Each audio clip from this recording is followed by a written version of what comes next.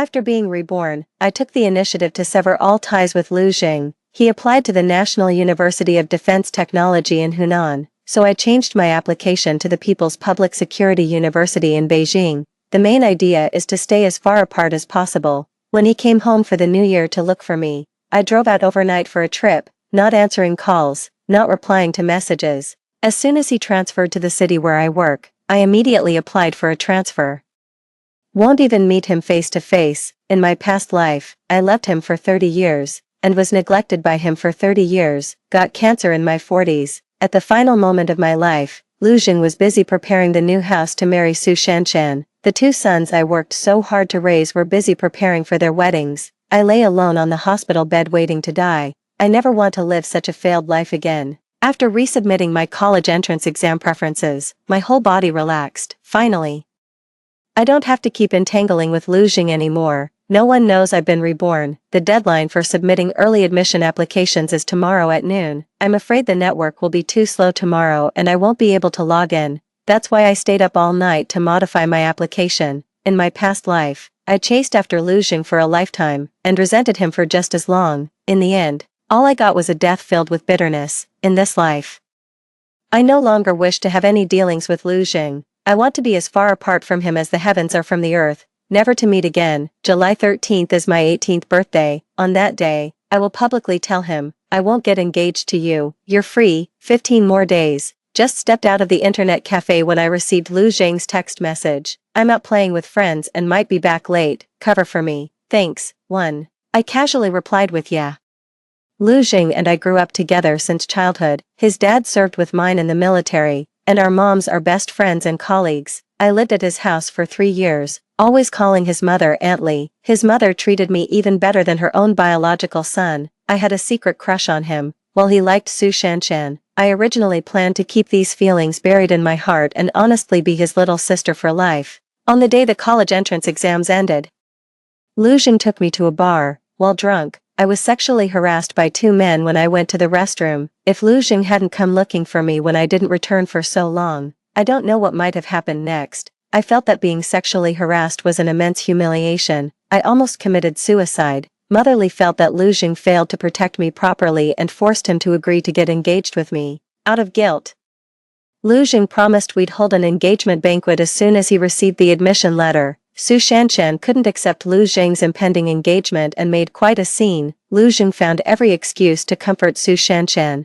In his past life, Lu Jing truly loved Su Shanshan to the point of devastation. For her, he was willing to abandon everything, including his principles, future, conscience. The more I clung, the more I lost. The more I lose, the more unwilling I become. I used every means to oppose them, wanting them to suffer as much as I did. In the end, even Motherly, who was like a mother to me, cut off all contact with me. The 2 sons I worked so hard to raise both came to despise me. I heard them say with my own ears, Mom's living such a hard life, it'd be better if she died sooner. That way Dad and Aunt Su can finally be together. It's been 30 years, they've had it too tough. In this lifetime, I won't be the villain who ruins their destined marriage, and I won't keep those 2 ungrateful wretches either. I'll let them have their happiness, and free myself in the process. 2. Changing my early admission preferences was my first step away from Lu Jing. It was also my first step toward living for myself. In my past life, to be with Lu Jing, I gave up my dream of attending the Public Security University. Instead, I followed him to the National University of Defense Technology that he had always longed for. Full military-style management is far more stringent than police-style management. The training hours and programs were also more intensive, leaving me physically and mentally exhausted. It was unbearable. What made it worse was watching Lu Jing and Su Shanshan flirt right under my nose. I was burning with jealousy, yet didn't dare to confront them openly, because I was actually the other woman. Later, Su Shanshan was suddenly expelled from school. Lu Jing thought it was my doing and never gave me a kind look again. After graduating from university, Lu Jing kept delaying his promise to marry me, until receiving Su Shanshan's wedding invitation. To sever Lu Jing's feelings, Su Shanshan hastily married a good-for-nothing rich second-generation heir. Heartbroken, Lu Jing went through our wedding ceremony like a walking corpse. After marriage, Lu Jing kept avoiding me. Haven't been back home for several years. When I visited him at the military base, He chose to cover his comrade's shift rather than return to the dormitory to be with me. Momly keeps calling every day asking if I'm pregnant yet. She even mailed me a set of lingerie, to please Lu Jing, and to let Motherly hold her grandson sooner. Shyly, I put it on and climbed onto the duty room bed. But Lu Jing pointed at my nose and called me shameless. I couldn't take it anymore, ran back overnight, and insisted on divorcing Lu Jing no matter what. Lu Jing came back to apologize to me. He coaxed me with sweet words and made up for the wedding night that was 3 years late. I got pregnant after just one night, and it was twins. I thought having children would make Lu Jing take on the responsibilities of a husband and father. Only later did I realize the child could only trap me. The only one who could trap Lu Jing was Su Shanshan.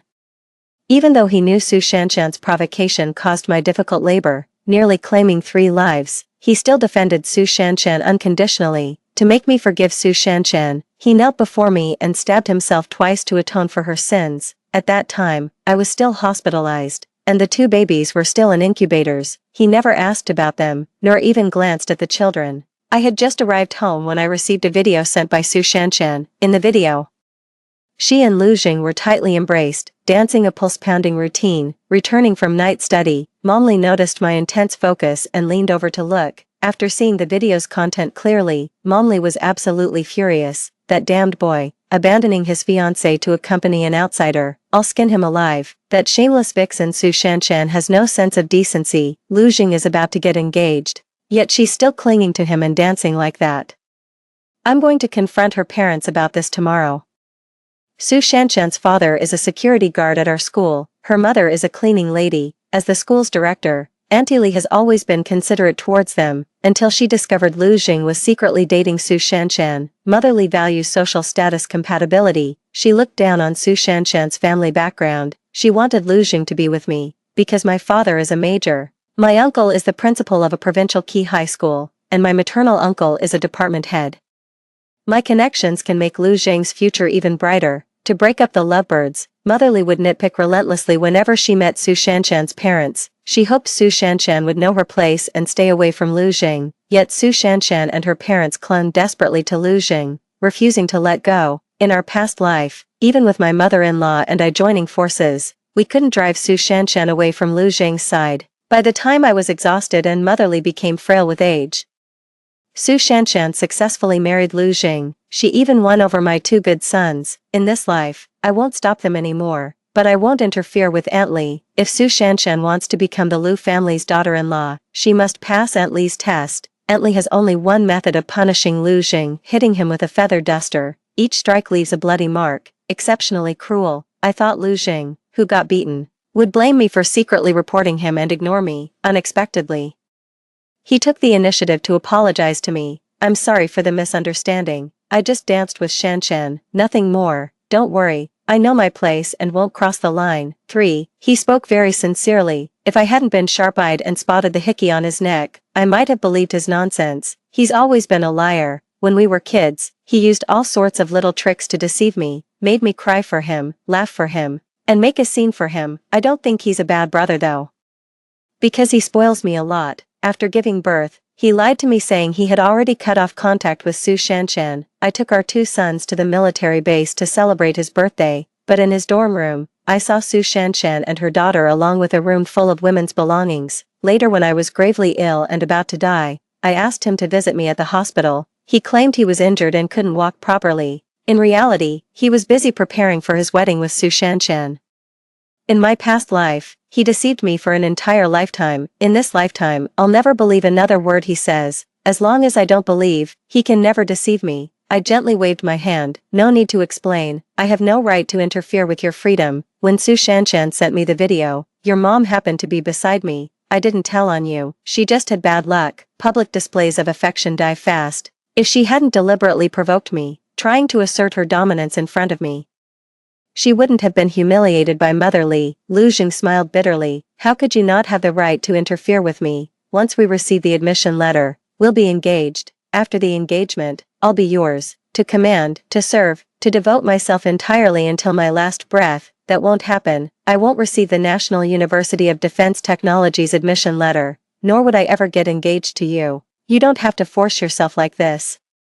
There's no need to humor me against your will. just 14 more days, bear with it, Lu Jing pressed further. What 14 days? Oh, so he even forgot my birthday. I pushed Lu Jing out of my room. The day you regain your freedom, I'll make it happen for you. After submitting my college applications, I had to prepare for the military physical examination, under Aunt Lee's strict supervision. Lu Jing never secretly met Su Shanshan again. Lu Jing, whose body was in Chao's camp but his heart was with Han, spent all day glued to his phone, either making lengthy calls or video chatting. Every time Mom Li caught him, she'd give him a beating. She even handed me the feather duster, urging me to take a few swings to vent my anger. I couldn't be bothered to waste time and energy on it. Forget it. Lu Jing thought I couldn't bear to hit him and was quite moved. Don't worry. I was just chatting with her about ordinary topics between friends.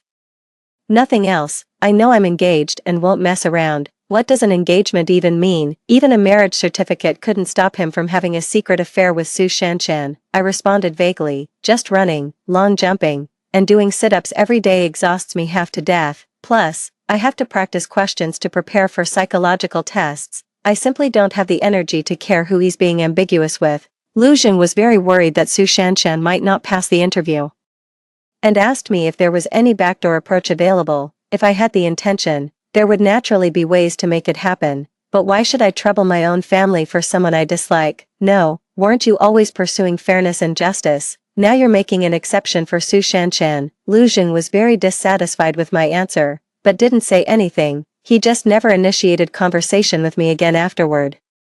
I'd long grown accustomed to his indifference and willful ignorance toward me, so it didn't feel particularly painful. Mom Li thought we were too stressed to talk. She didn't take it to heart. She just kept finding new ways to cook delicious meals for us every day. On the day we left for the military physical, Lu Jing picked a rose from the garden early in the morning. Mom Li laughed and said, "This boy finally got a clue and knows to give you flowers."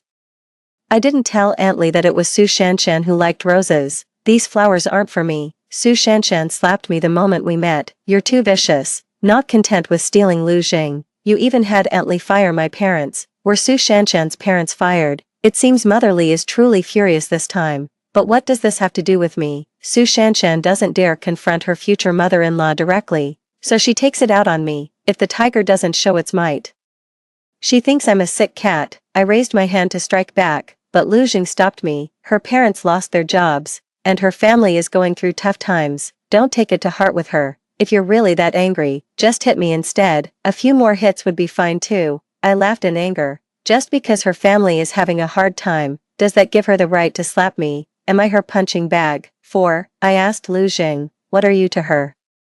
Can you apologize on her behalf and take the beating for her? Only then did Lu Jing remember we had a marriage engagement. As my fiancé, he should stand up for me, yet he still wouldn't let go. If it weren't for that incident, we wouldn't even be engaged. My mom wouldn't be targeting her parents either. Yeah. Shanshan is already suffering. Can't you try to understand her? In our past life, when we were studying together at the National University of Defense Technology, whenever Su Shanshan and I had a disagreement, Lu Jing would always use such words to make me back down. He clearly knew how much I detested that matter, yet he kept bringing it up. To defend Su Shanshan, he didn't hesitate to stab me in the heart. One cut after another, as if I couldn't feel the pain. Now he's treating me this way again.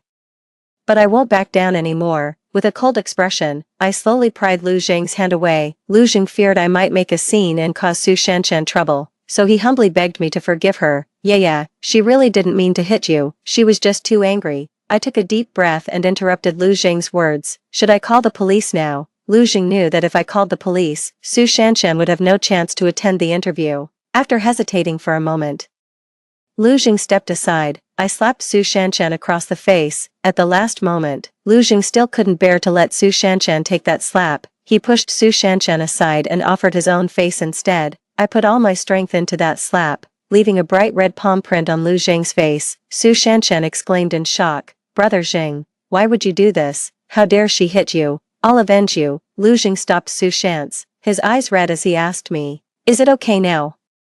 Looking at their angry and aggrieved expressions, it seemed as if I were the one being unreasonable. Forget it, it'll all be over in just 12 days, just bear with it. Lu Jing was completely focused on Su Shanshan, worried that her parents' unemployment might affect her performance and cause her to fail the interview. He didn't even notice that I wasn't in the same examination room as them during the physical fitness test. Lu Jing finally realized. Ask me if I've modified my application choices.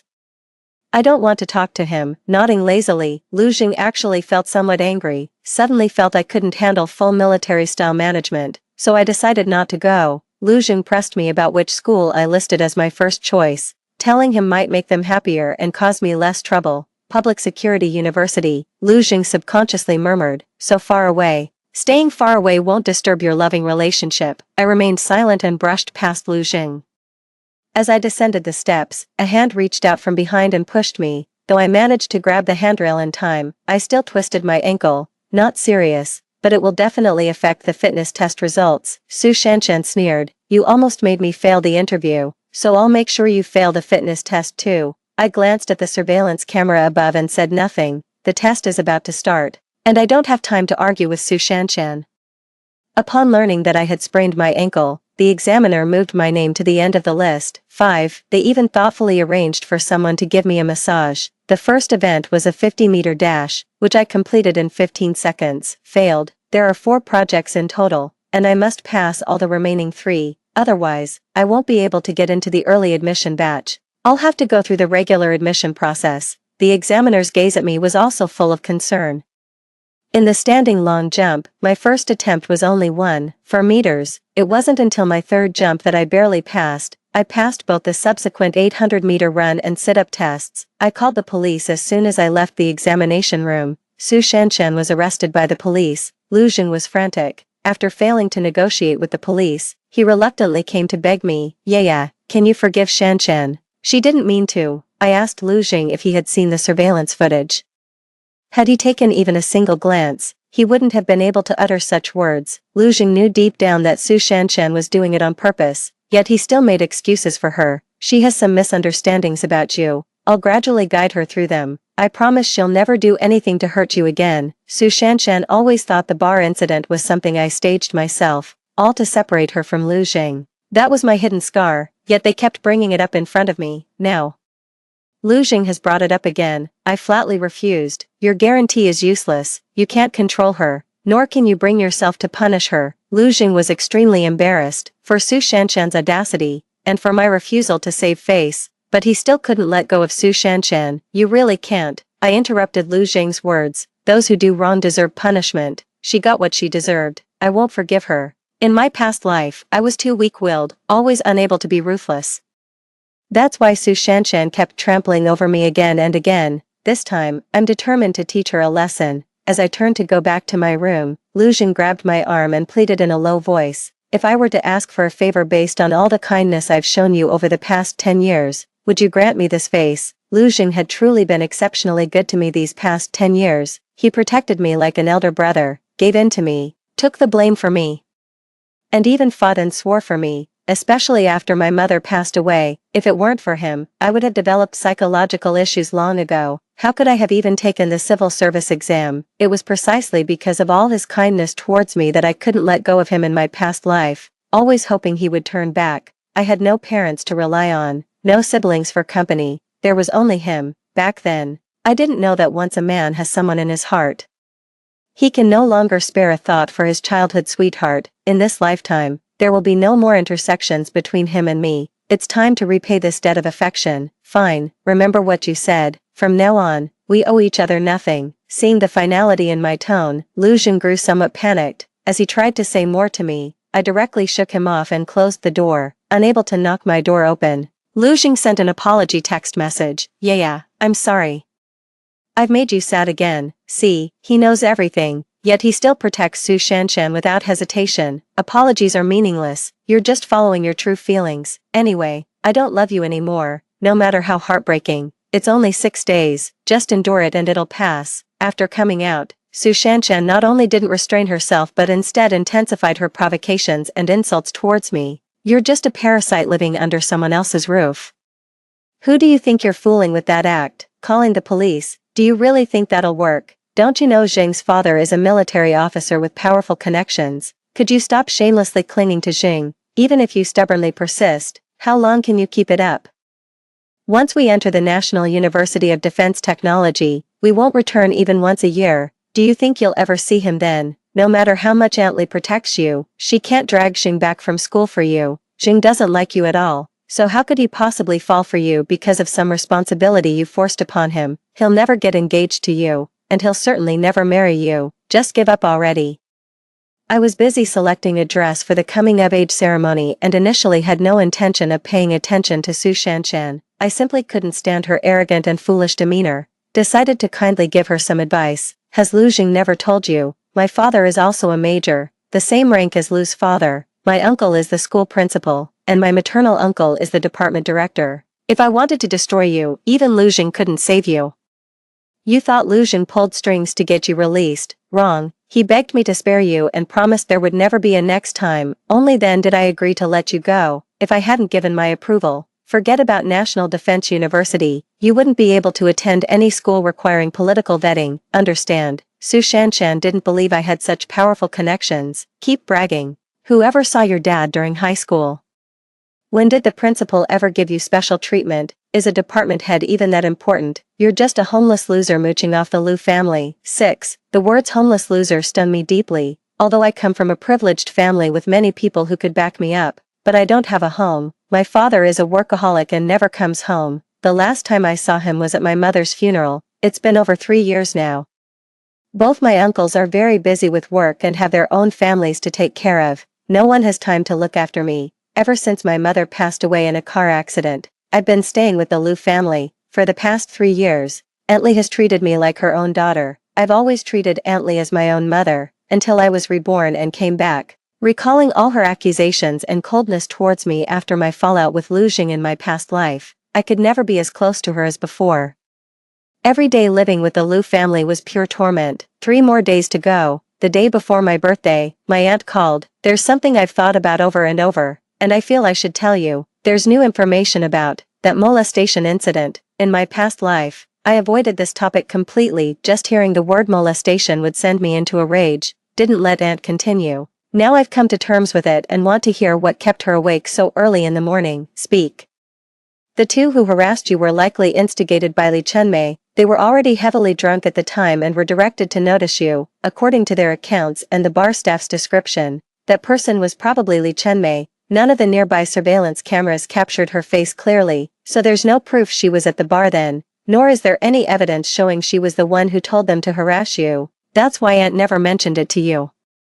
You know this in your heart, just don't speak of it to others." After hanging up the phone, I was dazed for a long while. The ones who truly ruined my life weren't those 2 molesters after all. It was Auntie Li, who was like a mother to me. She didn't like Su Shanshan and was attracted to my family background, which is why she came up with this vicious scheme to force Lu Jing to get engaged to me. I was just a pawn she used to break up Lu Jing and Su Shanshan. A stepping stone to pave the way for Lu Jing. No wonder she always encouraged me to compete with Su Shanshan for Lu Jing. After I repeatedly lost to Su Shanshan, she looked down on me for being useless, and stopped paying attention to me when I couldn't win Lu Jing's heart, leaving me alone to struggle through life raising 2 sons. When I fiercely competed with Lu Jing, she stabbed me in the back and schemed against me. From beginning to end, she never truly cared for me.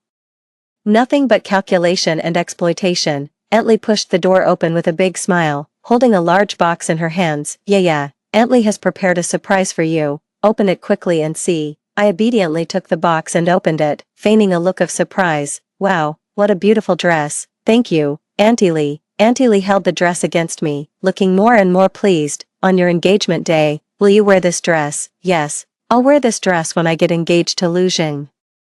I will give this dress to Su Shanshan. Having her as your daughter-in-law should be quite interesting. You ruined my entire life, and I'll make sure you never have peace either." Holding Aunt Li's arm, I smiled and said, "Aunt Li, I have a surprise for you tomorrow too." My coming-of-age ceremony was held at the most luxurious hotel in the city. There weren't many invited guests, just close friends and relatives from both my parents' sides, plus Auntie Li and Lu Jing. Auntie Li was all smiles as she chatted with my relatives. Lu Jing awkwardly greeted my uncles. The waiter came in and asked, "Miss Pan, there's a young girl named Su Shanshan outside who says you told her to come. Shall I let her in?" Hearing Su Shanshan's name, Lu Jing shuddered and gave me an angry look. Mother Li, however, curled her lips in satisfaction and gave me an approving glance. My aunt sneered as she glanced at Lu Jing. "That Su Shanshan who pushed you and nearly made you fail the fitness test." I smiled and nodded, asking the waiter to invite Su Shanshan in. Lu Jing tried to stop it, but the waiter simply wouldn't listen to him. Su Shanshan was wearing the same white dress she had on when she danced with Lu Jing. She had also done her makeup and tied her hair into a beautiful braid. 7. She was beautiful and confident, standing proudly at the doorway. When Su Shanshan saw me surrounded by the crowd, the light in her eyes instantly dimmed. When Cinderella crashed the prince's ball, there was not only surprise but also self-doubt. Lu Jing immediately stepped forward, using his own body to shield Su Shanshan from the probing gazes of others. He's really considerate. He used to treat me this way too. What brings you here? Lu Jing's eyes were full of concern. Pan, you sent me here. She said you were going to propose to her today. Brother Jing, could you please not propose to her?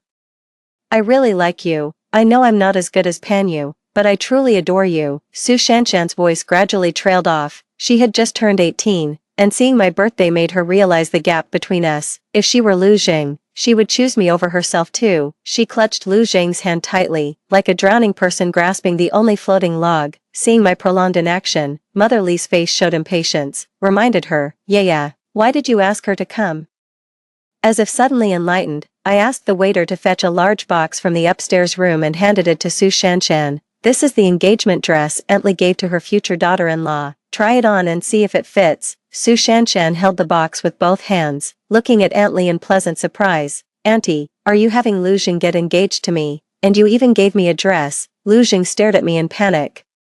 He barely managed to convince himself to give up Su Shanshan and get engaged to me. He's been tormented for so long. Never expected that I'd suddenly call off the engagement with him. I truly don't want him anymore. They even arranged this awkward daughter-in-law meets the in-laws drama, publicly forcing his mother to accept Su Shanshan. He finally understood what I meant by saying I'd make it happen for him. The panic in Lu Jing's eyes kept growing. I cut him off before he could speak, asking, do you like this surprise? I've been preparing it for you for half a month. Lu Jing, this time you finally don't have to say sorry to me, nor do you need to say thank you, because I didn't have good intentions. Mother Li panicked and snatched the dress back from Su Shanshan. In your dreams, who do you think you are? This dress is for Yaya. Yaya, didn't Aunt Li tell you yesterday? This dress is for you to wear at your engagement. How could you misunderstand her intentions? She's the one who misunderstood. I only accepted the dress, but never said I'd wear it. She gave me a surprise, so naturally I had to return the favor with one of my own. I took the dress from Aunt Li's hands and passed it to Su Shanshan. Lu Jing loves Su Shanshan, so it should naturally be her he gets engaged to. Aunt Li, you shouldn't try to separate this loving couple. True love overcomes all obstacles. You should believe they'll support each other and become better versions of themselves. I also gave Su Shanshan the 4-leaf clover bracelet that Lu Jing had given me as a birthday gift. This is the bracelet Lu Jing bought. Try it on and see if it fits. Lu Jing and Aunt Li were completely dumbfounded. Yeah. Lu Jing reached out to grab me, but I nimbly dodged. I gave the dazed Su Shanshan a push. Go try on the dress. If it doesn't fit, Aunt Li can still make alterations. Su Shanshan thanked me joyfully and followed the attendant, carefully holding the dress. Mother Li stopped Su Shanshan. Halt, that's not yours, you can't touch it. The aunt pulled Mother Li aside to counsel her. Forced fruit is never sweet. This girl seems quite good. She'll surely succeed in the future. Mother Li blurted out. She's just a security guard's daughter. What makes her worthy of my son? If you like her so much, why not make her your daughter-in-law? My aunt spread her hands. She doesn't like my son anyway. Besides, my son already has a girlfriend. She's a prosecutor, quite capable. Mother Li grew even angrier, giving Lu Jing 2 hard pinches before shoving him toward me. Lu Jing, hurry up and explain clearly to Yaya. Tell her it's her you like, not Su Shanshan. Quickly, how could Lu Jing possibly say he likes me in front of Su Shanshan when it would be such an insincere lie? He couldn't bear to let Su Shanshan suffer even the slightest grievance. At the same time, he was well aware of how much he had hurt me to protect Su Shanshan. He even used up the friendship between us. Now what right does he have to say he likes me? Even if he said it, I wouldn't believe him. Lu Jing looked at me with a complicated expression. There was grievance, there was regret. Just as he was about to speak, Su Shanshan came running towards him. Brother Jing, this dress fits me perfectly. Do I look good? Lu Jing nodded, but his gaze remained fixed on me. Su Shanshan was dissatisfied with Lu Jing's perfunctory attitude and lightly punched his chest twice. You didn't even look at me. Don't you want to get engaged with me? Lu Jing didn't respond. His gaze still lingers on me. It's been so long since he looked at me with such focus. Wherever Su Shanshan is, his eyes always unconsciously drift toward her. Now that I'm leaving, he suddenly can't bear to part with me. Upon hearing the word engagement, Momli went berserk again. If not for Auntie stopping her, she would have torn Su Shanshan apart with her bare hands. Momli, whom I had tricked, brought up the matter of me being molested in front of everyone. It's all Lu Jing's fault for taking you to the bar but failing to protect you. You must have been so frightened. Are you alright now? Everyone knows that's my Achilles heel. During the first 3 days after it happened, I was completely out of my mind. I neither ate nor slept, causing chaos day and night. Uncles, aunts, maternal uncles, and their wives. No one could calm me down. Only Lu Jing can make me sleep peacefully. When Aunt Li proposed that Lu Jing get engaged to me, no one objected. 8. Now that I've finally overcome my difficulties and decided not to get engaged to Lu Jing, naturally they won't object either, and Aunt Li's words might make me break down again. Both the uncle and the uncle had murderous intent in their eyes. Lu Jing kept giving Aunt Li meaningful looks, signaling her to stop talking, but Aunt Li, like a blind person who couldn't read the room, kept stepping on my sore spots. In the future, you must never go to places like bars where all sorts of unsavory characters gather. A young girl like you could easily get taken advantage of.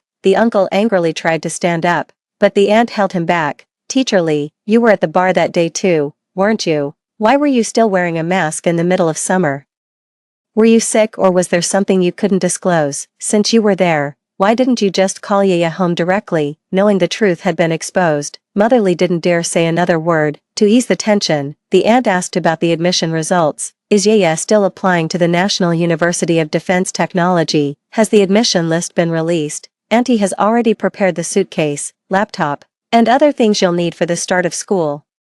I put down my chopsticks. No, I applied to the People's Public Security University, and the admission list just came out. I didn't let everyone down. I got accepted. Why? Relatives and friends expressed many words of praise and blessings. Su Shanshan spoke up at an inopportune moment. You as a public security officer, with your delicate young lady demeanor, could you even endure that hardship? Would a police officer's meager salary be enough to buy you a single dress?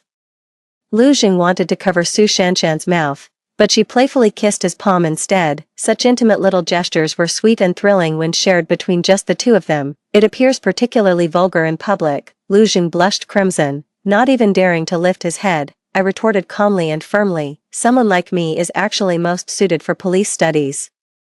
I can truly remain unyielding to force and unmoved by wealth, serving the people wholeheartedly. If someone like you were to join the police force instead, it would genuinely harm both others and yourself. You'd be easily bribed with petty gains and would yield to the slightest personal threat. My uncle applauded enthusiastically. Well said, our police system needs talents like you. On behalf of the Provincial Public Security Department, I welcome your joining. My aunt joined in the teasing. Then I'll reluctantly represent the procuratorate to welcome you. Su Shanshan, unaware of the danger, questioned my uncle and aunt on what authority they were representing the Provincial Public Security Department and procuratorate to welcome me. It's not like they own those institutions. Lu Jing had already given up on trying to manage Su Shanshan. The mocking gazes of the crowd made him wish he could vanish into thin air. Before the meal was even finished, Lu Jing left with Su Shanshan. Her foolishness only revealed before him is called innocence, exposed before the crowd, it's called humiliation. Mother Li also left midway through the event. After dinner, I didn't return to the Lu residence and stayed directly at the hotel. Aunt sent a staff member to the Lu residence to help me pack my belongings. After staying at the hotel for 2 days, I returned to my own home. No one has lived in my home for 3 years, except for the withered flowers on the balcony.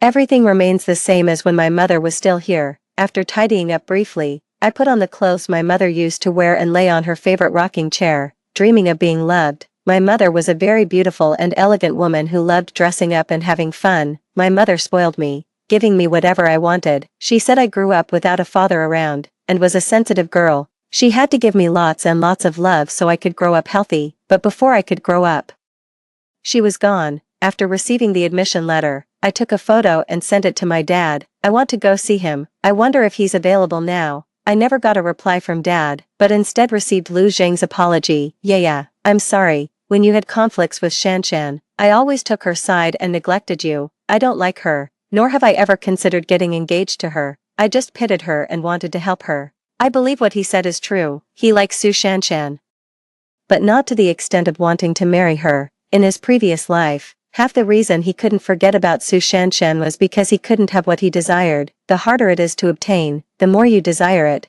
Once it's within easy reach, it suddenly seems uninteresting. After much deliberation, I replied to him with one sentence: I will eventually meet someone who always stands up for me. Whether it's friendship or love, I just want someone who will always stand by my side. On the day I left for school, Lu Jing wanted to see me off at the train station. It wouldn't be good to make your girlfriend misunderstand. Lu Jing frowned slightly. She's not my girlfriend. I've already made it clear to her. I smiled faintly. She doesn't see it that way. After accepting Aunt Li's engagement dress, Su Shanshan has been presenting herself as Lu Zhang's fiancée. She even sent me a message warning me to stay away from her man, after I blocked her. She borrowed a phone to text me again. It annoyed me to no end. I considered changing my phone number. Lu Jing didn't speak, just took the luggage from my hands and walked away. I deliberately walked very slowly behind, keeping a long distance. 9. I don't look at him, nor do I speak to him, ignoring him just as he ignored me in his past life. Lu Jing sensed my aloofness and turned his head several times as if wanting to say something. In the end, he kept his mouth shut. He knew that some things could never go back to how they were. Maybe it was compensation, maybe it was just politeness. Lu Jing bought me a huge bag of snacks at the station supermarket. I picked out a pack of plain sunflower seeds from it. Lu Jing was surprised. Don't you like any of the others? Don't all girls like these kinds of things? Shanshan. He couldn't go 3 sentences without mentioning Su Shanshan. Yet claims he doesn't like her. Is he lying to me or lying to himself? Not all girls like those snacks. It's Su Shanshan who likes them. You remembered all her preferences, but forgot even that I like plain sunflower seeds. Lu Jing suddenly covered his face, lowering his head in guilt as he choked out an apology. I'm sorry. I smiled in relief, pulling my luggage toward the ticket gate. I didn't even say goodbye to Lu Jing, because I never wanted to see him again. I took the slow train with sleeper berths to enjoy the scenery along the way.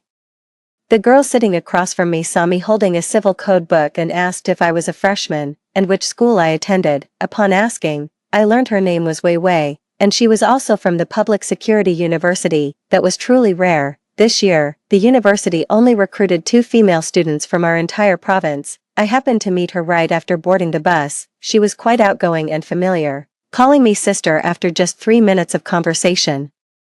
And even added me on WeChat. We studied the civil code together and shared our dreams and future plans, sharing snacks together. The more we talked, the more we clicked. It felt like we should have met sooner. It wasn't until I got off the car that I glanced at my phone and saw a message from Lu Jing. I'm sorry, I've neglected you these past 2 years. How can I make it up to you? Not 2 years, it's 30 years. And I don't need to make up for it. I deleted all of Lu Jing's contact information. Also changed my phone number. During winter vacation, I went back home and visited my homeroom teacher. I accidentally heard him mention that Su Shanshan had been expelled and was currently repeating a grade. I was quite surprised. She was doing fine. How could she get expelled? The homeroom teacher looked somewhat embarrassed. I heard it was because she stole from her roommate. I guessed right. She couldn't resist temptation. Was this also the reason she got expelled in her past life?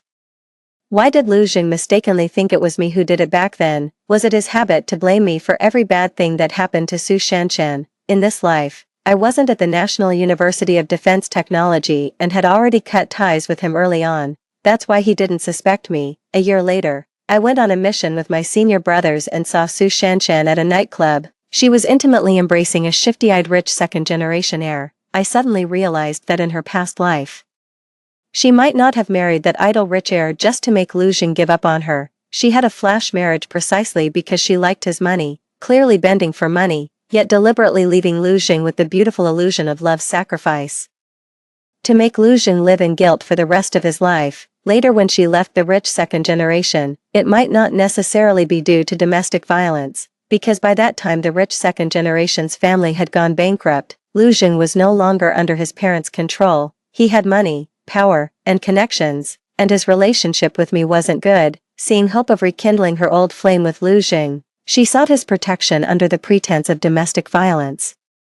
Lu Jing still had lingering feelings for her and owed her a favor, so they hit it off immediately. Lu Jing maintained the boundaries of a married man and never crossed the line with Su Shanshan. Su Shanshan couldn't sit still anymore and started sending me suggestive photos and videos. She deliberately provoked me, wanting me to confront Lu Jing and target her. The more I made things difficult for her, the more Lu Jing felt guilty and protective of her.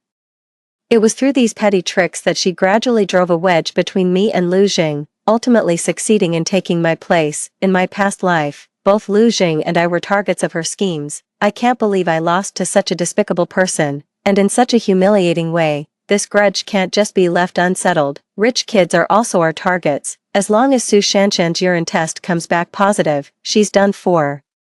Just look at her seductive demeanor, you can tell she's anything but innocent. Under my malicious inducement, Su Shanshan joyfully received 3 charges: provoking trouble, resisting arrest, and assaulting police officers. In the end, Su Shanshan was sentenced to 4 years. During her days in detention, Su Shanshan repeatedly sought help from Lu Jing. Lu Jing couldn't even leave the school gate. How could he possibly come to Beijing to save her? During the spring festival of my junior year, I met Lu Jing at a class reunion. He was wearing a military uniform, tall and handsome, with an air of righteousness. He stood out strikingly among a group of meticulously dressed men. Most of the women's gazes lingered on him. Everyone was very warm when they saw me. It wasn't because they missed me after years apart. It's simply because we've all matured and understood the importance of interpersonal relationships. I share the same thoughts as them. Handling cases also requires strong connections. Every student present here has the potential to become a future industry leader or business tycoon. I fear no one, nor will I easily offend anyone. I was already prepared for Lu Jing to confront me about Su Shanshan. 10. To my surprise, his first words were, "That dress is really beautiful. It suits your temperament perfectly." I calmly replied with a simple thank you. Whether it's his compliments or criticisms, they can no longer stir my emotions. A classmate mentioned the incident of Su Shanshan being sentenced. Lu Jing, didn't you attend National University of Defense Technology together? Why did she drop out? And what landed her in jail in Beijing? Lu Jing took a sip of wine and said calmly, "I wasn't very close to her. I don't know about her affairs." With just a few words, "Not very close" and "don't know," he glossed over the person who once made his heart race. So, he could be this cold towards Su Shanshan too. How ridiculous. In my past life, despite 30 years of effort, I never managed to make Lu Jing forget Su Shanshan. In this life, without lifting a finger, they've already gone their separate ways. Is this divine will or man-made? Lu Jing invited me to his place for a few days. The schedule is packed. I really can't spare the time. Lu Jing's eyes darkened. Is there really no chance for us anymore? I reminded Lu Jing. We're nothing more than strangers now. After all, you've already used our past bond to plead for Su Shanshan. As I said, from now on we owe each other nothing. Lu Jing never spoke to me again, just kept drinking one glass after another. His alcohol tolerance was excellent. All the other guys combined were no match for him. The night grew deeper, and the girls left one after another. I'm getting ready to leave too. Lu Jing, who was drinking competitively, stood up. I'll walk you. Refusal probably wouldn't work on him, so I chose to remain silent. Lu Jing escorted me to the hotel entrance. He finally asked the question that had been troubling him. Why haven't you contacted my mom? I didn't want to answer, but he insisted on getting to the bottom of it. Has my mother ever wronged you in any way? Why did you even delete her WeChat? Since he was determined to know, I decided not to keep Aunt Lee's secret anymore, so he wouldn't think I'm a heartless and ungrateful person. Better to let him give up sooner. Because those 2 men who molested me were instigated by her. That night, she was also in the bar. Lu Jing stumbled backward, nearly falling to the ground. This can't be. She wouldn't do this to you. I sneered with a mocking smile. Why don't you go ask her yourself? Lu Jing refused to believe it could be a drama orchestrated by his own mother. No, she wouldn't treat you like this. She's always regarded you as her own daughter. I retorted, if she didn't have a guilty conscience, why hasn't she contacted me for 3 years? Didn't Su Shanshan keep telling you it was all my own doing? And didn't you believe her? So why won't you believe it was your mother's own doing now? Lu Jing didn't dare to look at me. He was guilty, so he did suspect me. He would rather believe Su Shanshan's slander about me than trust my character. I no longer have the slightest thought of him left. Just go. I don't want to see you anymore. After Lu Jing left, I immediately asked Wei Wei to go on a trip with me overnight. Lu Jing changed 3 phone numbers to call me, and I blocked them all. After graduating from university, Wei Wei and I started working at the provincial department. On our first day at work, we received a thick stack of blind date profiles. The materials we received were almost identical. When visiting my uncle's house for dinner, I received yet another folder of blind date profiles. It was personally compiled by my aunt. These are carefully selected based on your preferences. Everyone comes from a respectable family with clean backgrounds. You could pick any of them blindly. I don't want to choose. 11. Immediately passed it on to Wei Wei. 3 months later, Wei Wei had a whirlwind marriage. She took a liking to my aunt's nephew, became my relative. 3 years later, Lu Jing appeared in my office. I heard you're still single, would you consider me? I raised my eyebrows slightly and asked him calmly. Do you really think that's possible? Lu Jing smiled bitterly. I knew you'd say that. It's okay, I'll wait until your anger subsides. I've already applied for a transfer to my superiors, and I'll be relocated here in 3 months. I want to buy an apartment here. Do you have any recommended properties? No, I'm very busy with work. Take care on your way out. After Lu Jing left, I applied to my superiors for a transfer. By the time Lu Jing bought a house and came to the bureau to look for me, I was already gone. When I turned 30, Lu Jing came looking for me again. Yeah, I know you're still unmarried. Can't you really consider me? All these years I haven't made a single female friend. I've been waiting for you. Every time I meet old high school classmates, they always mention Lu Jing to me. They say he achieved remarkable success at a young age and praise his resourcefulness. They also express regret that he never met the right person. But I never waited for Lu Jing. I'm not getting married not because I lack a partner, but because I'm a marriage-free and child-free advocate. I do have a boyfriend. Lu Jing was momentarily stunned, then chuckled. Yeah, stop joking. I know you're a very traditional woman. If you truly had someone you fancied, how could you possibly remain unmarried all this time? A strikingly handsome, tall and well-built man emerged from the bedroom wearing a bathrobe. Honey, who is he? Your colleague or the new neighbor? Lu Jing immediately noticed the ambiguous red marks on the man's chest and looked at me in disbelief. Ask Lu Jing if he wants to come in for a cup of tea. Lu Jing fled in panic. I closed the door and was about to go back to sleep for a while longer. The man pinned me against the door. Is he your ex-boyfriend, coming to get back together with you? I smacked Wei Chen right on the forehead. You'd better tone it down, otherwise, don't blame me for not giving your sister face and kicking you out. To put it nicely, you're my boyfriend. To put it bluntly, you're just my F***ck buddy. Stay out of my personal affairs. In every way, Wei Chen completely changed from his domineering CEO demeanor, circling around me like an eager puppy. I know I was wrong, sister. I'll properly fulfill my role as a boyfriend. Next time he comes, I'll definitely show the dignity of the main partner. I won't let you lose face in public. After sending Wei Chen away, I immediately called Wei Wei to scold her. Was it you who gave Lu Jing my address? What were you thinking? Want to see him fight your brother? If you want to teach your brother a lesson, just tell me directly. No need to involve outsiders. Wei Wei sipped her coffee loudly, like a starving pig scrambling for food. I just felt bad seeing him search everywhere for you without finding a single clue. What, did he come at the wrong time and disturb your sleep? I snorted coldly. Pitying men brings a lifetime of misfortune. Wei Wei sighed. My poor brother. Had I known your heart was as hard as stone, I would never have introduced him to you in the first place, as if anyone actually wanted him. You can always introduce him to a more tender-hearted deity now. It's too late. Just now, my brother called to ask me how to make his romantic rival surrender without a fight, without even having a proper title, trying to scheme another marriage proposal for her brother again. As long as I don't take the bait, no one can convince me to get married. What does it really matter whether you get married or not, if we can stay together for life? What does that little certificate matter, if feelings change? A marriage certificate can't save anything.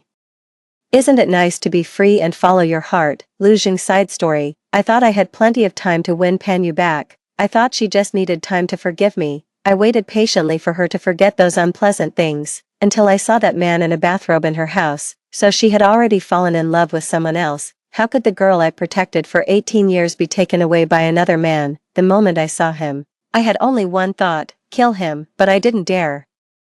I've already made Yaya unhappy. Acting out in front of her again would only make her angrier. I turned back and found Uncle Pan. Uncle Pan has always liked me. As long as he steps in to mediate for us, I always have some chance. But Uncle Pan said he hadn't been able to contact Yaya for a whole year. How is that possible? He is her father after all. 11. It was then that I remembered Uncle Pan was rarely home and had a very distant relationship with Yaya. When Auntie passed away, he only came back for a week before leaving again. He never returned after that. He didn't even come back for Lian Yaya's 18th birthday. This father of hers has never fulfilled his responsibilities. During her toughest 3 years, only my mother and I stayed by her side, and yet, we both betrayed her. The truly pitiable girl was never the impoverished Su Shanshan, it was Yaya, who appeared privileged but was actually lonely. She had several mountains behind her, yet not a single one was her true support. My mother's kindness toward her was calculated, and my care had long been given to another. She lived alone in this world, with no one to truly love or accompany her. So now, she doesn't love any of us. What have I done? Why treat her like that? Why do I feel she's so confident and doesn't need me? Why can't I ever see her helplessness and bitterness? Now, she finally doesn't want me anymore, nor does she want Uncle Pan anymore.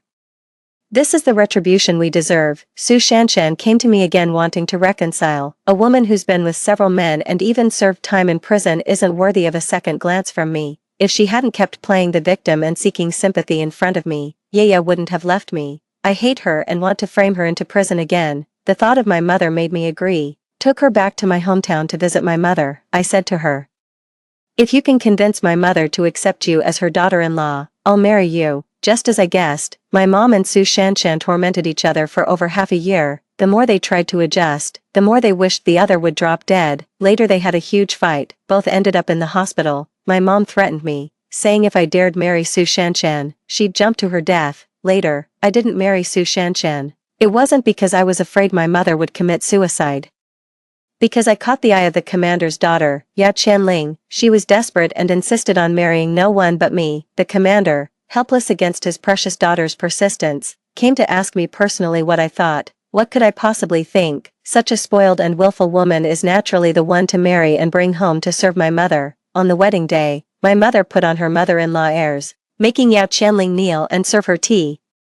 Yao Qianling was a pampered darling who grew up being doted on. When had she ever knelt to anyone? She raised her hand and splashed the tea onto my mother's face. My mother swung her hand to strike, but Yao Qianling grabbed her wrist and started arm wrestling with her. The guests couldn't suppress their snickers. Both the commander and my father flushed red with embarrassment, unsure what to do. They all turned to look at me.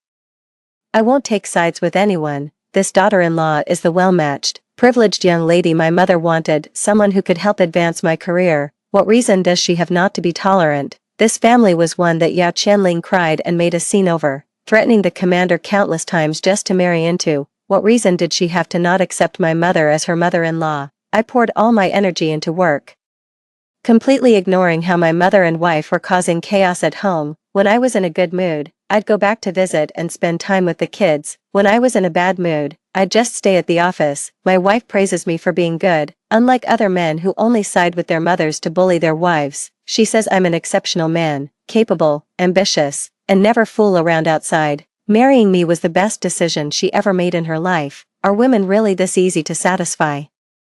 Is Yaya the same way? My mom scolded me for being unfilial, saying I let my wife bully her. I told her to think about Su Shanshan, ask her whether she really wants Su Shanshan as a daughter-in-law or Yao Qianling. My mother blurted out that she wanted Panyu to be her daughter-in-law. I couldn't hold back anymore and rushed out of the house, silently crying in the heavy rain. I also want to marry Panyu, but it was all too late. She who kept saying she'd never marry or have children got married to the man who wore a bathrobe at her house. She's no longer the childhood sweetheart who used to circle around me, nor does she call my mom Aunt Lee anymore. Our fate ended the first time I felt pity for Su Shanshan. The rest of my life is long, but I can never softly call her Yaya again. If my mother hadn't found someone to harass her back then, perhaps we could have been a happy family. It's all my fault. Why are you being so nice to Su Shanshan, making everyone mistakenly think I like her? If only I could have seen through myself and Yaya earlier, maybe our child would already be as tall as me by now. If time could be reversed, I'd give anything to make it happen. Story 2. After the car accident, my foster brother thought I had lost my memory. He pointed at his good friend, Lu Qizhou, and played a trick on me. This is your boyfriend, in my previous life. I exposed my foster brother's lie on the spot and still pestered him relentlessly. Eventually, I died a tragic death in the mental hospital where my foster brother secretly detained me. 3 years after my death, Lu Qizhou, who was depressed and unhappy, committed suicide by slashing his wrists in front of my grave. When I opened my eyes again, I was back on the day of the car accident. This time, I directly opened my arms towards Lu Qizhou. Honey, give me a hug. My foster brother across from me accidentally crushed the medicine bowl in his hand, and the man in front of me had red eyes and hoarsely pulled me into his arms. Okay. 1. In the hospital ward, the smell of disinfectant was pungent. My foster brother, Yu Jianian, and his good friend, Lu Qizhou, stood side by side in front of me. I shook my head, which felt like it was about to burst, and was dazed for a moment. The scene in front of me seemed extremely unreal. Where am I? Who am I? Eugenian thought I had lost my memory and was the first to point at Lu Qizhou beside him, with a hint of amusement in his eyes. He explained, "You're my sister, Qinsini. This is your boyfriend, Lu Qizhou." I looked at Lu Qizhou in shock. The man's cold and handsome eyebrows were lowered, tinged with a bit of desolation. He deliberately avoided looking at me, but his gaze landed on me subtly. There was clearly a sense of forbearance, just like in the previous life, too, in my previous life. I had a crush on my foster brother, Eugenian, for many years and pestered him until he couldn't bear it anymore. After the car accident, he thought I had lost my memory. In order to get rid of my entanglement, he deliberately said that Lu Qizhou was my boyfriend. Actually, when I first woke up from the car accident, I did have a short-term memory loss, but soon, I returned to normal. Facing Eugenian's prank, I didn't think much of it. Instead, I stubbornly exposed Eugenian's lie on the spot. Just to prove desperately that I hadn't lost my memory, I carefully tugged at the hem of Eugenian's clothes, and my eyes were wet with tears. "Brother, I haven't lost my memory. I'm not lying." Eugenian had no choice but to hold me in his arms with a straight face, just like he did every time I cried in the past 5 years. "I'm sorry, Xin. Brother made a mistake." I was overjoyed and quickly threw that episode to the back of my mind. I pestered Eugenian as usual. Since I was 16 years old, I had realized that I had unusual feelings for my foster brother. Every time he was in a relationship, I would deliberately ruin it. The book said it was due to possessiveness. I didn't comment. Eugenian also tacitly allowed my various out-of-line behaviors, several times, when dealing with those girlfriends. He was the one secretly intervening. He indulged me in my wild acts and also let me pester him relentlessly. I was dead drunk and hugged Eugenian, asking for a kiss. He didn't push me away. Instead, he tensed his body and let me take what I wanted from him. At that time, I self-righteously thought that Eugenian also liked me, but I overlooked the most important thing. He had never admitted his feelings for me personally. I hugged Eugenian and kissed him for a long time until he suddenly woke up and disgustedly ordered me to get off. Eugenian touched his swollen lips and playfully raised the corner of his mouth. "Qinsini, how can you like your own brother? You're really a pervert." I woke up like from a dream, as if a bucket of cold water had been poured over my head. My whole body felt stiff and unbearable. I really didn't. The voice of my explanation gradually weakened. The tone of my retort suddenly became high-pitched. "You don't like me, huh?" The disgust in his eyes stabbed my heart. I couldn't answer. Privately, I did like Eugenian. I was an orphan. Only my brother was good to me in the whole world. How could I not like him? Eugenian seemed to have spied on my secret and hated me even more. "A pervert like you only deserves to be locked up in a mental hospital for a good reform." 3. My thoughts returned. I looked at Eugenian, who had a smile on the corner of his mouth, in shock. He was also looking up at me quietly, with undisguised amusement in his eyes. In an instant, goosebumps covered my body, and I couldn't help but shiver. My nails dug deep into the flesh, and the pain forced me to stay rational. I looked directly at Eugenian and replied word by word, "I got it, brother. In this life, I don't want to have any more entanglements with him." Everything came to an end at the moment of my tragic death in the previous life. The days in the mental hospital were extremely difficult. Eugenian came to see me every 2 weeks. I really couldn't stand the days of being beaten and electrocuted every day, so I cried and begged him to let me out. I cried out with all my might, "Brother, I was wrong. I don't like you anymore." Every time, Eugenian just looked down at me coldly and spoke without any emotion. "Qinsini, it seems like you're having another episode." As soon as the words fell, excruciating pain followed. I tried to contact everyone I knew, begging them to save me, but Eugenian had already made preparations. He kept my whereabouts a secret, and the news couldn't be passed on at all. In just half a year, I was tortured to death. After my death, Eugenian went crazy. He held my body and refused to let go. He said he regretted it. He said he liked me. He cried and repeated his awkwardness and fear over and over again. Falling in love with his foster sister would make others look at him with malicious eyes. At that time, my soul was standing aside, watching all this coldly. I just felt like vomiting, even now.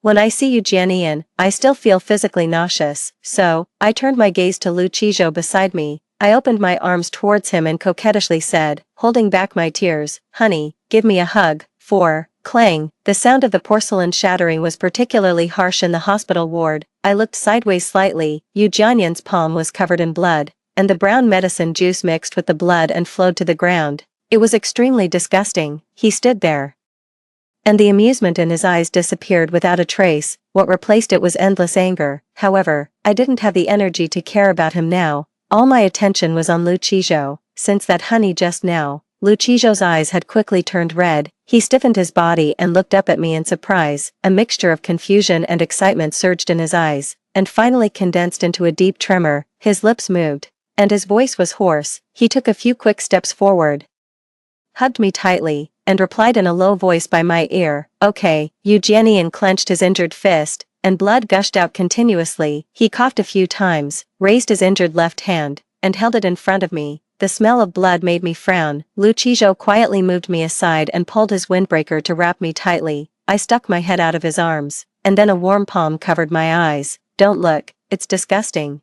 After saying that, Lucijo stood in front of me and looked at Eugenian angrily. The disgust in his eyes was undisguised. "You clearly know that she's afraid of pain and blood. You're deliberately trying to disgust her, right?" A strange feeling welled up in my heart. I pushed away Lucijo's palm and looked up to carefully examine his pale face. His features were delicate, exactly the same as in my memory. Looking closely, he seemed more severe than before. In my memory, Lucijo had always been taciturn.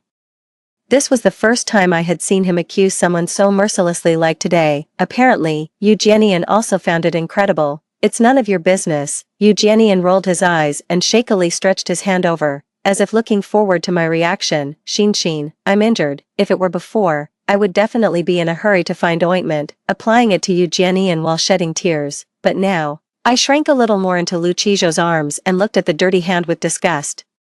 "Brother, there are doctors and nurses outside. I don't know how to treat illnesses." I interrupted him irritably. "I'm sleepy. I want to go home." Out of the corner of my eye, I accidentally saw someone's upturned mouth, like a proud puppy wagging its tail. 5. There was nothing seriously wrong with my body. The doctor said I could go home and recuperate. Lucijo refused to let me walk no matter what and insisted on carrying me out. Eugenian's face darkened, and he finally exploded at that moment. He tightly grasped my arm. Shin, didn't you say you wanted to go home?" I pried his fingers off one by one, leaving a red mark on my skin. "Yeah, I'm going back to my boyfriend's home." "Is there something wrong with that, brother?" "Chinsini, don't regret it." Eugenian laughed self-deprecatingly and almost growled through gritted teeth. "Regret? I only regretted not seeing my own heart clearly earlier. I only regretted that in my previous life I was like a fool, being played around by Eugenian." Lucijo carried me to the car and carefully fastened the seatbelt for me. He started the car, stepped on the gas hard, and sped away. Along the way, his palm covered my fist and never let go. When we got home, I felt uncomfortable all over and wanted to take a bath. Lucijo thoughtfully prepared the bath water. He took out an unopened bottle of essential oil from the locker.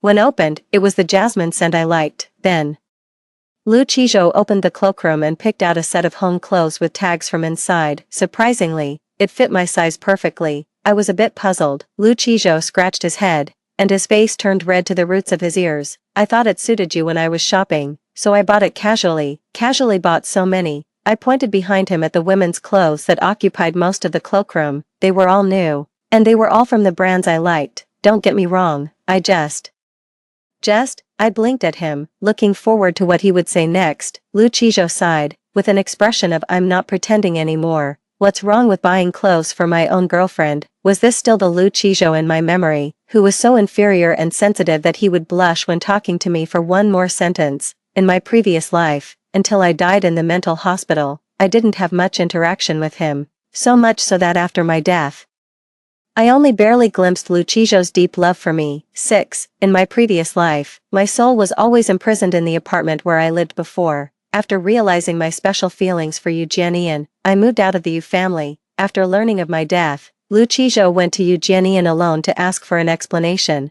What kind of explanation could there be? The latter claimed that I had a serious illness and died of ineffective treatment. He didn't even have the right to check the truth. At night, Lucijo easily cracked the password of the apartment door lock. I watched in surprise as he rushed in and stumbled into my room. When my soul floated over, I only saw his tall body curled up in a ball, lying on my bed. His back was shaking, and a large area of the pillow was wet with tears. I wanted to comfort Lucijo, but I didn't know where to start, so I just sat by the bed and quietly watched him. Later, I couldn't help but reach out and touch the top of his fluffy hair. Unfortunately, I was just a ghost. I couldn't really touch Lucijo. My palm passed through his hair. I stroked the back of his head as if coaxing a child. Lucijo, don't cry anymore. If you cry anymore, I won't be able to resist kissing you.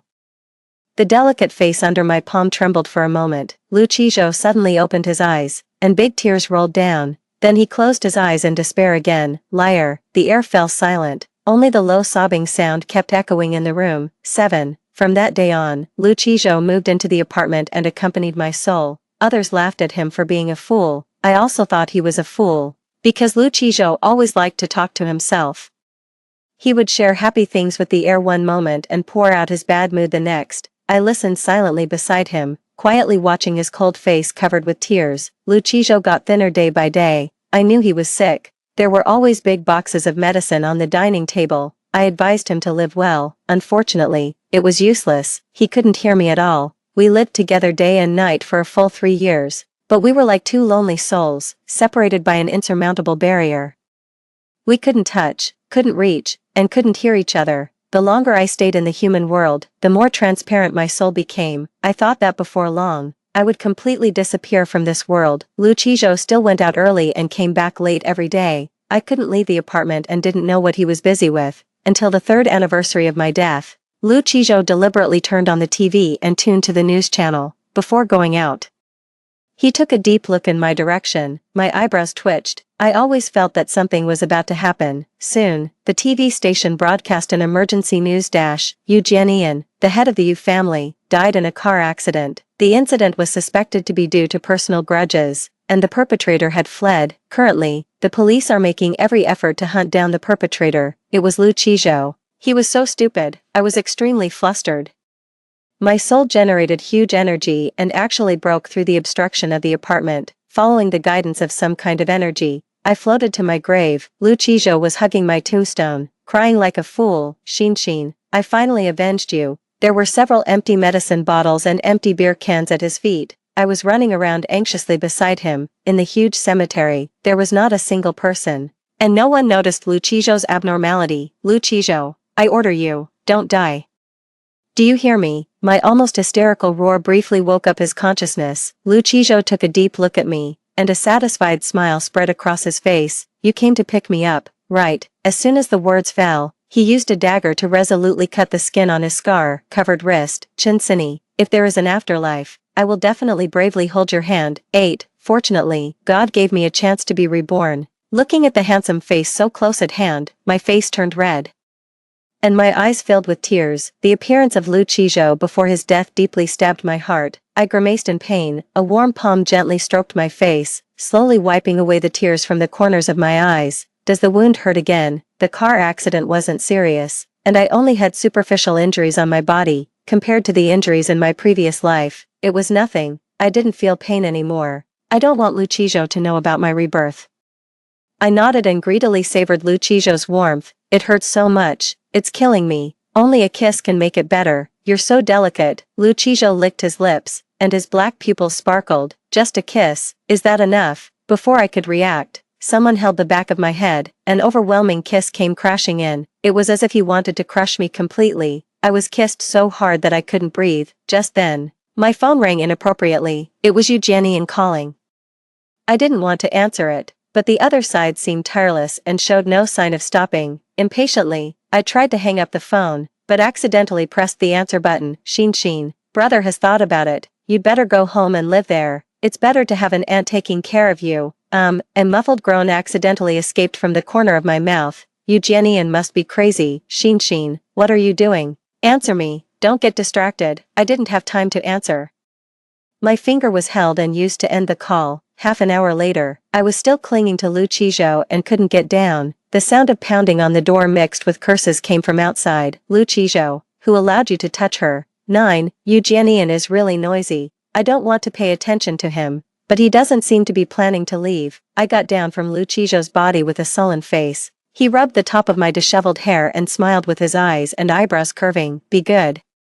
I'll go and drive him away. Lucijo opened the door with swollen lips. As soon as the door was opened a crack, Eugenian rushed in like a madman. His gloomy gaze swept back and forth over me. Finally, it landed on my neck, which was covered with red marks. How dare you touch her? Lucijo, how dare you touch her, you Jianian shouted, and with hatred in his fist, he slammed it in the direction behind him. She lost her memory. Don't you know that? This is taking advantage of her vulnerability. I let out a cry of surprise. I saw Lu Qizhou turn his head aside and dodge the approaching fist. Is this still the Lu Qizhou I know? Is he so agile? His moves were fierce, and every punch landed on the flesh. In just a few moves, he completely subdued Yu Jianian and threw him out the door. Get lost, stop pestering her. The door slammed shut, leaving me with only his gloomy back. When he turned around again, the tenderness on Lu Qizhou's face returned as before. Were you scared? I was simply amazed. I was so stunned that I couldn't move. No, there's something wrong with Lu Qizhou. Are you hiding something from me? Lu Qizhou scratched his head and nodded shyly. Yeah, you said you liked it, so I secretly practiced. What? His slender fingers pointed to his waist and abdomen. Do I like abdominal muscles? When did I say that? I remembered, in my previous life, when I looked at that row of neatly arranged abdominal muscles every day but could only look and not touch. I did express my covetousness for them. No, how could Lu Qizhou know that? I looked at the man in front of me suspiciously. Just in time, I met those eyes filled with a smile. I know that loves eating pancakes is your alternate account. He's been observing me carefully enough. I did post some radical comments on certain types of videos with my alternate account, but don't I have any dignity? Being exposed like this so straightforwardly, how can I use my naughty ideas on Lu Qizhou in the future? Forget it, I gave in and rubbed my hands excitedly. I stared at Lu Qizhou's firm abdominal muscles with great anticipation. Can I touch them? His handsome face quickly turned crimson. After a while, a response as soft as a mosquito's murmur came from above my head. Okay. 10. The next day, I propped myself up from his abdominal muscles. Lu Qizhou's body was reddened by my weight. He was a well-behaved sleeper and hardly moved at all throughout the night. When I was a soul before, I shared the same bed with Lu Qizhou for a full 3 years, but after turning back into a human, this was the first time I had lain together with him. Once the excitement wore off, a sense of shyness swept over me. I blushed and tried to run away. But he caught my ankle and pulled me back onto him. His thin lips touched my lips and rubbed playfully. Are you shy? You didn't look like this when you asked me to call you master last night. I pushed the person in front of me away with a tremble. I'm hungry. Lu Qizhou squinted his eyes, but his fingers didn't stop moving. I quickly explained. I'm hungry in my stomach. Just then, my stomach growled twice appropriately. Lu Qizhou retracted his hand a little disappointedly and looked at me leisurely. But here also says it's hungry. When we finished tidying up and came out of the room, the aunt had left after making lunch. The table was full of my favorite dishes. After lunch, Lu Qizhou asked me, do you have any plans for today? I lost my memory and can't remember anything. I deliberately teased him. Tell me, how did we fall in love before? Lu Qizhou's face turned red, and he shook his head proudly. You just liked to stay with me and never wanted to be apart. Then where did we usually like to go for fun? I don't know if it was my illusion, but Lu Qizhou's face darkened, and a flash of sadness passed through his eyes. He fell into thought, as if recalling something from a long time ago. We liked to stay at home. Thinking of this morning, my waist still aches now. I definitely can't stay at home today. Lu Qizhou, let's go to the home furnishings mall. The house is so cold and deserted everywhere. I don't like it. Lu Qizhou doesn't like the hustle and bustle. There aren't many items in the house, and the decorations are all in cold tones. There's no trace of the warmth of daily life at all. I want to add my own color to this house, not just a few clothes in the cloakroom, but everything, because Lu Qizhou is always worried about losing me. If I disappear for just a few seconds, he will immediately rush over to check on me.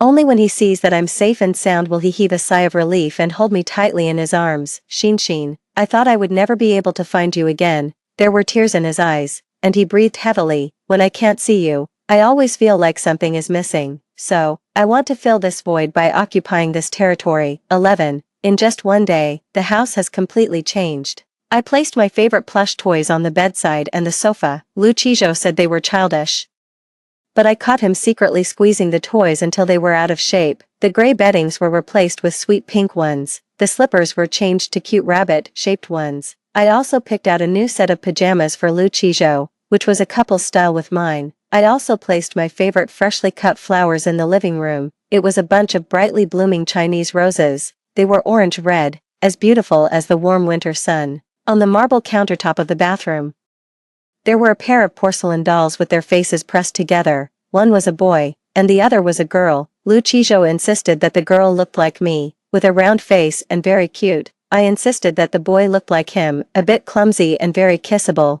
We refused to admit each other's words and wouldn't give in to each other. Finally, we unanimously decided to place the dolls beside the mirror. We would look at them in the mirror every day, until we were willing to admit that we looked like the porcelain dolls. After taking a shower, we snuggled up to each other and watched a movie on the sofa. Lucijo brought a fluffy blanket and wrapped me and him tightly in it. The movie was very touching. It told the story of a young couple who went from secretly loving each other to getting married. At the end of the story, the two people lived happily together with a little dog. It was a very warm scene, but suddenly I felt my nose sting.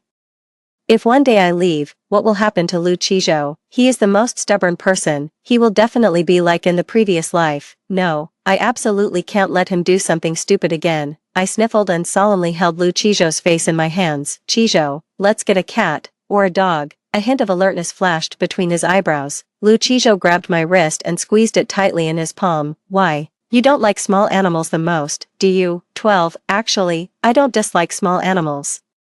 It's just that the elders in the Yu family don't like them, so I can't like them either. That year, I begged Yu Jianian for a long time, and he reluctantly agreed to secretly bring a kitten back for me. But before the kitten reached my hands, it was discovered by my adoptive mother. She threw the kitten away. She scolded Yu Jianian for being obsessed with playthings and unworthy of being the heir, and said that he had disappointed her. She also locked me in a dark room to reflect on my mistakes.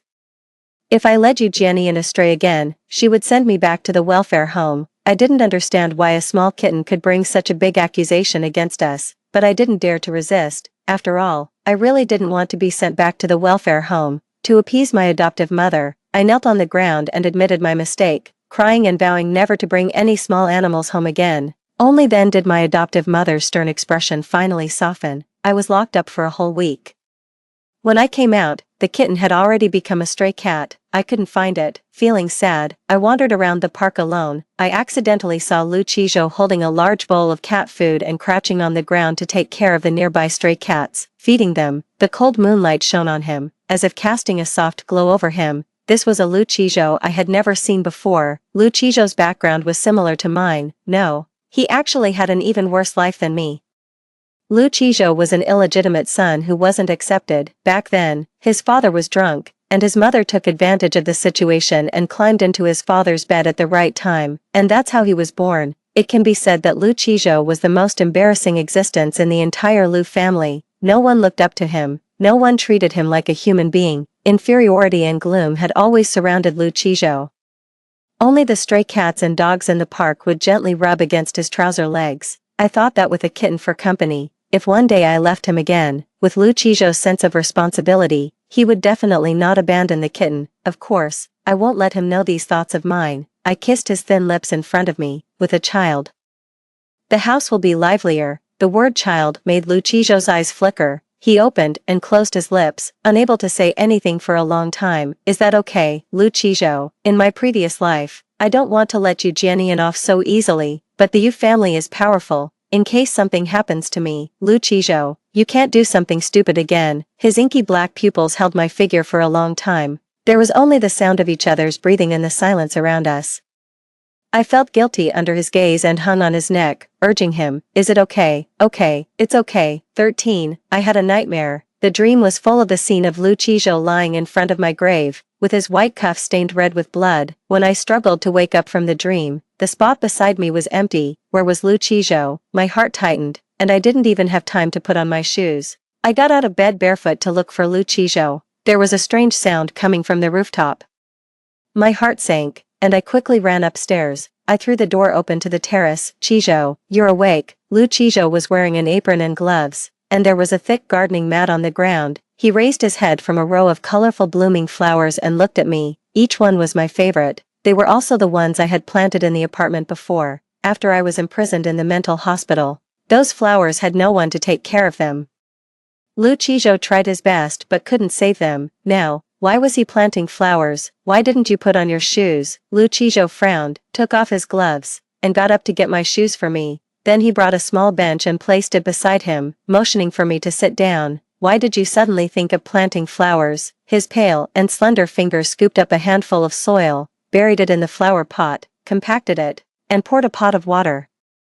The pink petals of the Chinese roses were covered with glistening water droplets, looking extremely delicate. When the terrace is full of flowers, I can take a lot of beautiful photos of you. That scene must be very beautiful, Lu Qizhou. We will definitely have that day. 14. Lu Qizhou and I adopted a small orange cat and a yellow and white dog. Lu Qizhou has a gentle and unhurried personality, and he is indeed more suitable than me to take care of the two little guys, of course.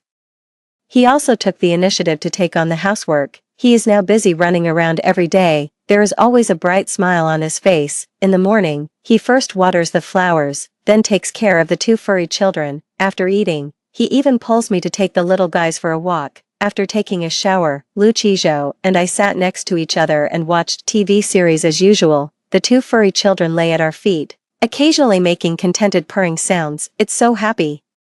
The person I love the most is right by my side. I can kiss those soft lips just by turning my face. Just thinking about it makes me excited. The corners of my mouth couldn't help but turn up, and I couldn't hold it back. I want to kiss him. Wait a minute, what is Lu Qizhou secretly happy about? Could it be that he found out my little thoughts? Damn it, I clearly hid it very well. His handsome face suddenly leaned in front of me, and he kissed me unexpectedly. Lu Qizhou, Chen Sini, I love you. 15.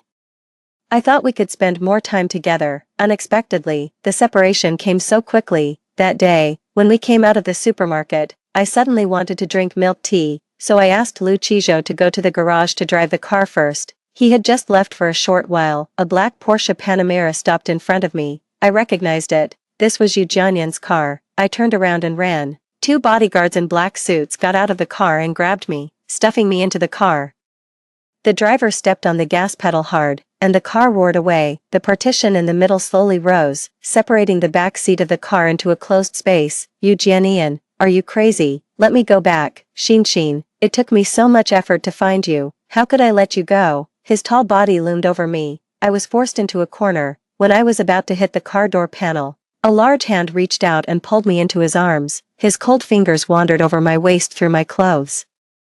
Yu Jianyan must be crazy. What was he going to do? Did he want to lock me up in a mental hospital again? Absolutely not. The fear of being imprisoned in my previous life crept all over my body. I was so panicked that I couldn't stop shaking all over. I curled up into a ball, with my hands behind my back, and secretly sent a distress signal to Lu Qizhou with my phone. But just as I unlocked my phone, Yu Jianyan pressed me firmly into the corner, reached out his long arm, and without hesitation, snatched the phone from my hand. I lunged forward to grab it. Yu Jianyan, what are you doing? Yu Jianyan raised his hand to stop me and opened the car window with the other hand. Then, in my desperate gaze, he threw the phone out. No. After doing all this, Yu Jianyan hugged me tightly with satisfaction and turned his head to kiss the top of my hair. Xin, you're really disobedient. It's all my fault. I shouldn't have let you leave my side. It won't happen again in the future.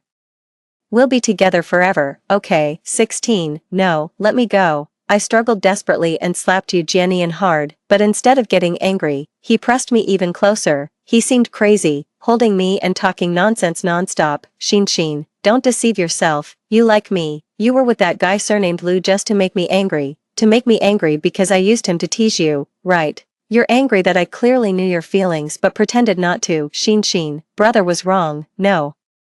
I'm not your brother. Let's start over. Okay, Yu Jianyan was really crazy, but, Yu Jianyan, I've never liked you. It's impossible. You're lying again. During the time I was locked up in the mental hospital, I reflected every day. What exactly was my feeling for Yu Jianyan? When I saw him with other women, I would feel lost and jealous. I would even use all means to drive those women away. Not only that, but I would always silently follow Yu Jianyan's gaze. I almost greedily hoped that he would always pay attention to me. But all these were not of my own free will. It was the long-term guidance Yu Jianyan had given me. He indulged my willfulness and deliberately gave me a little when my heart was wavering. When I was doubting and consuming myself internally, he made moves towards me that went beyond the boundaries of a brother. He never refuted nor accepted my overtures. This was clearly a long-planned case of PUA, from beginning to end. It was Yu Jianyan who had feelings for me that went beyond those of a brother. He refused to admit it and was tortured by the possessiveness deep in his heart. That's why he wanted to blame everything on me. Yu Jianyan was a coward. How could I possibly like him? I pushed him away with all my strength and loudly exposed his most shameful secret word by word. Eugenian, it's really perverted to fall in love with your adopted sister. After a lifetime, I finally managed to return those words to him exactly as they were. Eugenian, who was pressing on me, paused for a moment, and his eyes quickly turned gloomy. His palm pulled hard, the clothes on my body tore apart with a sound, a chill invaded my shoulders, and the devil in front of me woke up. Eugenian grabbed my neck and pressed his fingertips down inch by inch. Yes, I love you. Every second you were with that guy surnamed Lou, I wished I could catch you back. You'll never be able to leave me. 17, just like in the previous life, Eugenian wanted to imprison me again, but I wouldn't just sit there and wait for my doom. There was a sharp pain on my lips, and the smell of blood spread freely in my mouth. I took out the hidden switchblade from my pocket and stabbed it hard into the chest of the person in front of me. The next second, he grabbed my wrist and slowly turned the handle of the knife in a circle. Are you satisfied now? Huh, I should have guessed it earlier. Eugenian was a complete lunatic. The car suddenly slowed down, and the tail sound caused by the emergency brake almost pierced my eardrums. Due to inertia, my body quickly leaned forward. Eugenian was quick-eyed and quick-handed and pulled me into his arms, probably because he pulled the wound. He let out a muffled groan and growled at the driver in the front seat. Are you fucking trying to kill yourself, master? There's a car in front trying to force me to stop, a black Maybach. It was Lu Chijo. The car in front was moving at a very high speed, pressing closer step by step. It had a heroic and tragic feeling of destroying both the jade and the stone. Looking closely, the car in front still left a tiny gap that was almost imperceptible. They were all lunatics. Eugenian was even crazier. Ram into it. I don't believe he's not afraid of death. However, he underestimated the human instinct for survival. Facing two lunatics, the driver wasn't stupid enough to risk his life. The moment the two cars collided, the driver quickly stepped on the brake, turned the car around, and crashed into the green belt beside the road. The car in front stopped quickly. Lu Chijo's eyes were blazing with anger. He climbed over as quickly as possible and pulled open the car door. After confirming that I was safe and sound, he let out a long sigh of relief. Then he carried me out and placed me down gently, taking off his coat and draping it over me. Stay here obediently and wait for me. Immediately after, Lu Chijo dragged Eugenian out of the car and punched him one after another. He didn't say a word and poured all his anger into his fists. Eugenian had already been stabbed by me. When the car crashed into the green belt just now, he instinctively protected me in his arms. His leg was deformed due to the heavy pressure. Now he was being brutally beaten by Lu Chijo and couldn't even make a pained groan. No, if Eugenian was beaten to death, Lu Chijo wouldn't be able to get away with it. 18. Stop. I stopped Lu Chijo and closed my hands, tightly wrapping his stiff fist. Lu Chijo, we still have to go home. The driver wasn't seriously injured either. He called an ambulance immediately and sent the unconscious Eugenian to the hospital. 19. Later, it was my adoptive mother who came forward to talk to me. After Eugenian woke up from the hospital, he was sent away by my adoptive mother on the grounds that he had a mental disorder and needed treatment. As for where he went, I didn't know, and I wasn't interested in knowing either. When Eugenian was unconscious, I made a backup of everything I secretly recorded in the car and sent it to my adoptive mother. After she received it, she reached a deal with me immediately. If this thing was exposed, Eugenian's crimes would be confirmed. Moreover, bullying an adopted sister wasn't a good reputation. Eugenian, this lunatic, might not care about the reputation of the Yu family. But my adoptive parents wouldn't just watch their lifelong efforts be wasted. Of course, Lu Chijo had also played a part in this.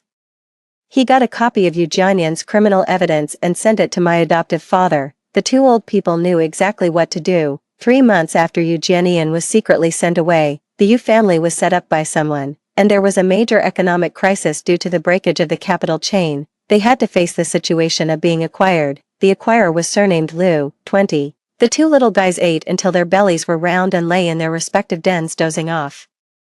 I snuggled up against Lu Chijo and reached out to poke his waist. Chijo, when did you collect the evidence? Lu Chijo was angry and ignored me. He was angry that I deliberately got close to Eugenian even though I knew he had ill intentions. That day, I saw Eugenian's car nearby, so I deliberately sent Lu Chijo away. Don't be angry. If I had told you in advance, you definitely wouldn't have agreed. Did you think about me at that time, huh?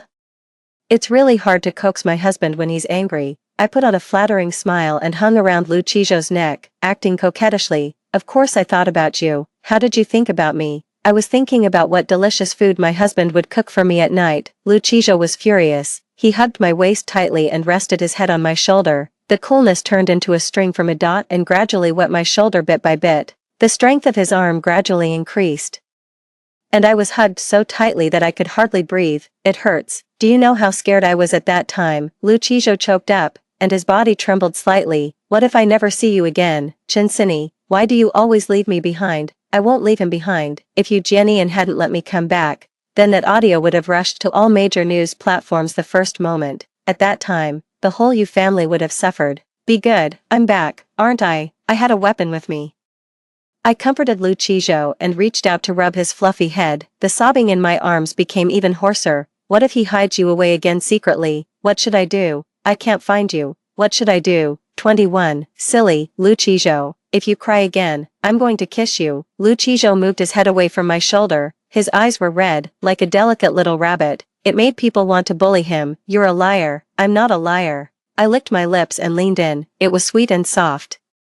22 Extra Chapter Lucijo. I've always liked Chinsini. Everyone laughed at me for being an illegitimate child. I had no family and no friends. The servants of the Lu family tried every means to torture me behind my back. Only Chinsini would notice me. 5-year-old Chinsini clutched a bag of small cookies and stuffed them into my arms. Before that, I had never eaten cookies. When I was extremely hungry, I could only secretly hide in the kitchen and eat the leftovers.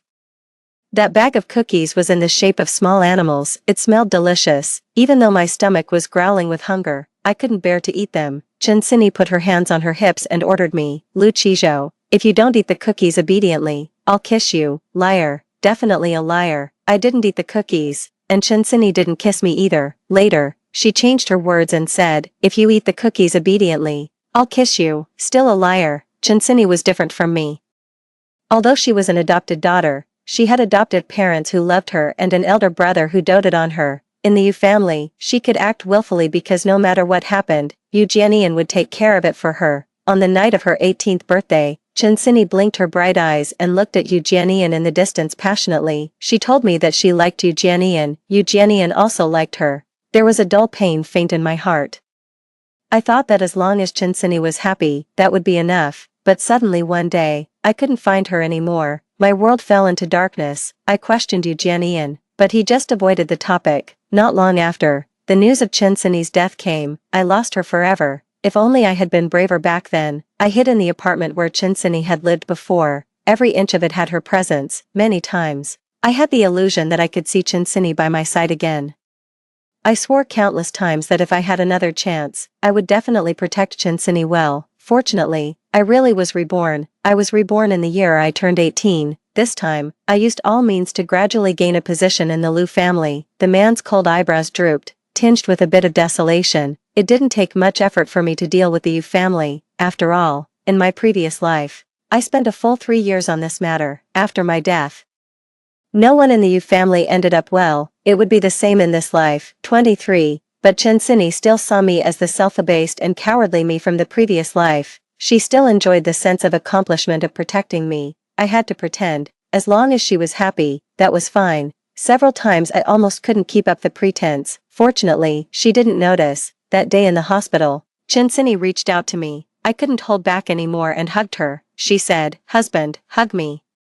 I secretly responded in my heart, "I miss you so much." Story 2. It seems my sister was also reborn. In her previous life, she was madly in love with the prince of the capital's elite circle. They skipped classes, got into fights, and raced cars. Ultimately, she died for him in a torrential rainstorm, and she blamed it all on me. After being reborn, she suggested to our parents that I be transferred to the worst class, where the prince was. Sister, this time it's your turn to be bullied and suffer a tormented romance with him. I just laughed. Reborn, yet her mind hasn't been reset. She could live 100 more times and still would not be a match for me. 01. In my past life, I was lured back home under the guise of a family banquet by my adoptive parents and beaten to death. Right before I died, their ferocious faces were still before my eyes. "We only raised you for Fanqing. Now that she's gone, what value is there in your life?"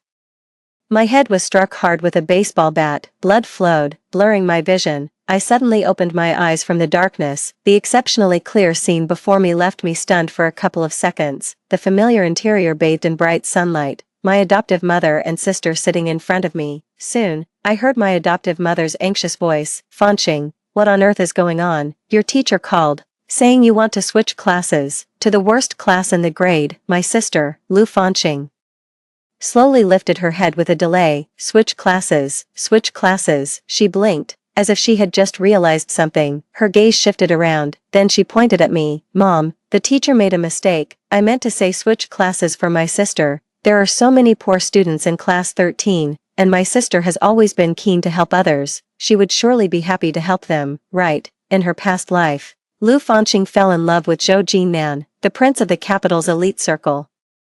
At first sight, just 2 months after school started, she was crying and begging to be transferred to his class, class 13, which was the worst in the entire grade. Our adoptive mother, who always pampered her, couldn't stand her pestering and agreed. As a result, she and Zhou Jinnan were entangled for 7 years. In the end, she even died in a drunk driving incident during a storm, and in my past life, I barely had any interaction with Zhou Jinnan, having only spoken a few words during a few encounters after graduation. Yet Lu Fanqing saw me as a thorn in her side. She stubbornly believed that Zhou Jinnan's on-off relationship with her was because he had me, his unattainable love, in his heart. Now, seeing the malice and hatred in her eyes fixed on me, I suddenly realized Lu Fanqing was reborn too. 02. Hearing her say this, our adoptive mother turned to look at me. "Fanqing is right. I'll go to the school today and arrange the transfer for you." Her tone left no room for doubt. I knew, although out of gratitude to my father, the Lu couple had adopted me, they had always treated me as a servant for Lu Fanqing, never truly as their daughter. In my past life, when Lu Fanqing cried and begged to switch classes, our adoptive mother, concerned, initially wanted me to follow her, but Lu Fanqing strictly refused. Our adoptive mother then dropped the matter. Later, Lu Fanqing triumphantly bragged to me, "Don't think I don't know. During your violin competition, Zhou Jinnan skipped class to watch. Did you think I would give you a chance to be with him day and night?" I looked at her foolish expression and said nothing. Zhou Jinnan coming to my violin competition, what a joke. He probably didn't even know how many strings a violin has. That rumor was something I indirectly spread, just to keep Lu Fanqing from dragging me down with her. But now, since she's reborn, I might as well play a different game with her. That night, Lu Fanqing entered my room silently. "In this house, my room doesn't have a lock, because I'm not allowed any privacy." She stood by my bed, her cold and resentful gaze scrutinizing me. Then, she suddenly burst into laughter. "Sister, now it's your turn to be bullied by him, to be deeply involved in a tormenting love." I'm not sure if she had tipped him off beforehand. The next day, as soon as I walked into class 13 with my backpack, a book was thrown at me. I slightly tilted my head and dodged it. The next second, a lazy voice came from not far ahead. "Who allowed you to dodge?" Zhou Jinnan was lounging on his chair, legs crossed on the desk, looking at me arrogantly. "Forget it, I'll give you a chance. Pick up the book, hand it to me respectfully, and let me throw it again. Then, I'll let you off for the morning." Hearing this, my eyelashes fluttered. I bent down, picked up the book from the floor, and walked step by step towards him. Several of Zhou Jinnan's buddies were standing by his side, looking at me with disdain and undisguised malice. I smiled and asked, "Is this how you throw it?" While speaking, I fiercely slammed the hardest part of the book's spine onto his nose. "Ah!" Zhou Jinnan jumped up from his chair, covering his nose, which was now bleeding profusely. He suddenly flashed a sinister smile at me. "You bitch, daring to hit me, you're done for." His buddies around him looked unfriendly and were about to close in on me. Fortunately, at that moment, the teacher entered the classroom. "This is Lu Suiyan, our new transfer student and the second highest scorer on the entrance exam. I hope everyone gets along well and learns from Lu Suiyan." "Oh, a top student," Zhou Jinnan sneered. "Don't worry, teacher.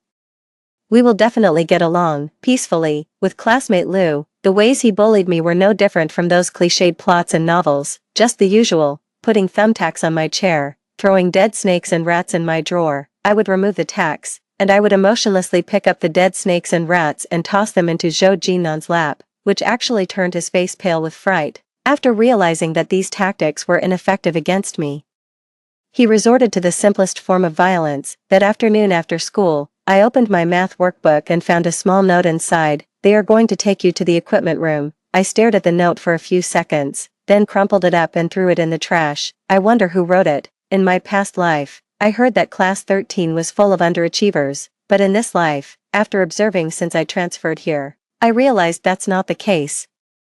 The students in class 13 were subtly divided into two groups. Aside from Zhou Jinnan and his few domineering cronies, the rest were mostly students from poor families or those facing various difficulties. Their space for survival and learning was squeezed to the minimum by the prince and his followers. My gaze swept over the few scattered students in the classroom. Finally, a girl named Su Xiang, sitting diagonally behind Zhou Jinnan, frantically avoided my gaze. I understood then, but pretended not to know and stood up with my backpack. "Hey, Lu Suan." She hesitated for a long time but still called out to me, "Let us walk with you after school." She and a few girls beside her mustered their courage and looked at me. I silently met their timid yet brave gazes for a moment, then suddenly, I cracked a smile. "It's okay, don't get yourselves involved." As soon as I stepped out of the classroom, Zhou Jinnan, accompanied by a few of his friends, shoved me into the equipment room in the corner of the playground. There, I saw a face I knew all too well, Lu Fanqing. Zhou Jinnan stood beside her, nodding at me with his chin. "Is this your sister who takes advantage of her connections to your family to throw her weight around at home?" "Yes," Lu Fanqing responded indifferently, "but you shouldn't bully her like this. I don't want to become someone like her." Her stance was stubborn and proud,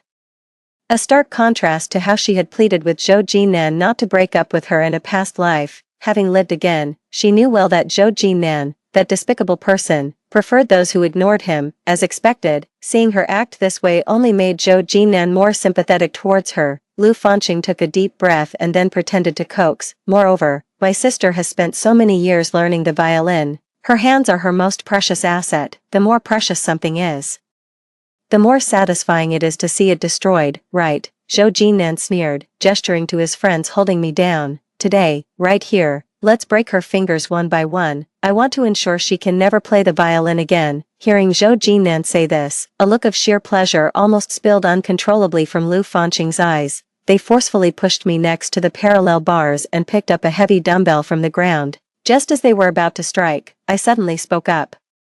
"Idiots, what did you say?" Zhou Jinnan asked. I looked at him with a smirk. "If I were you, I wouldn't choose to stir up such foolish trouble at school during such a critical period for the Zhou family's share distribution." His pupils suddenly narrowed. I silently counted down in my mind. 3, 2, 1. The door to the equipment room was kicked open fiercely. However, the people who entered were not the ones I had arranged. I turned in surprise to see several girls standing at the door.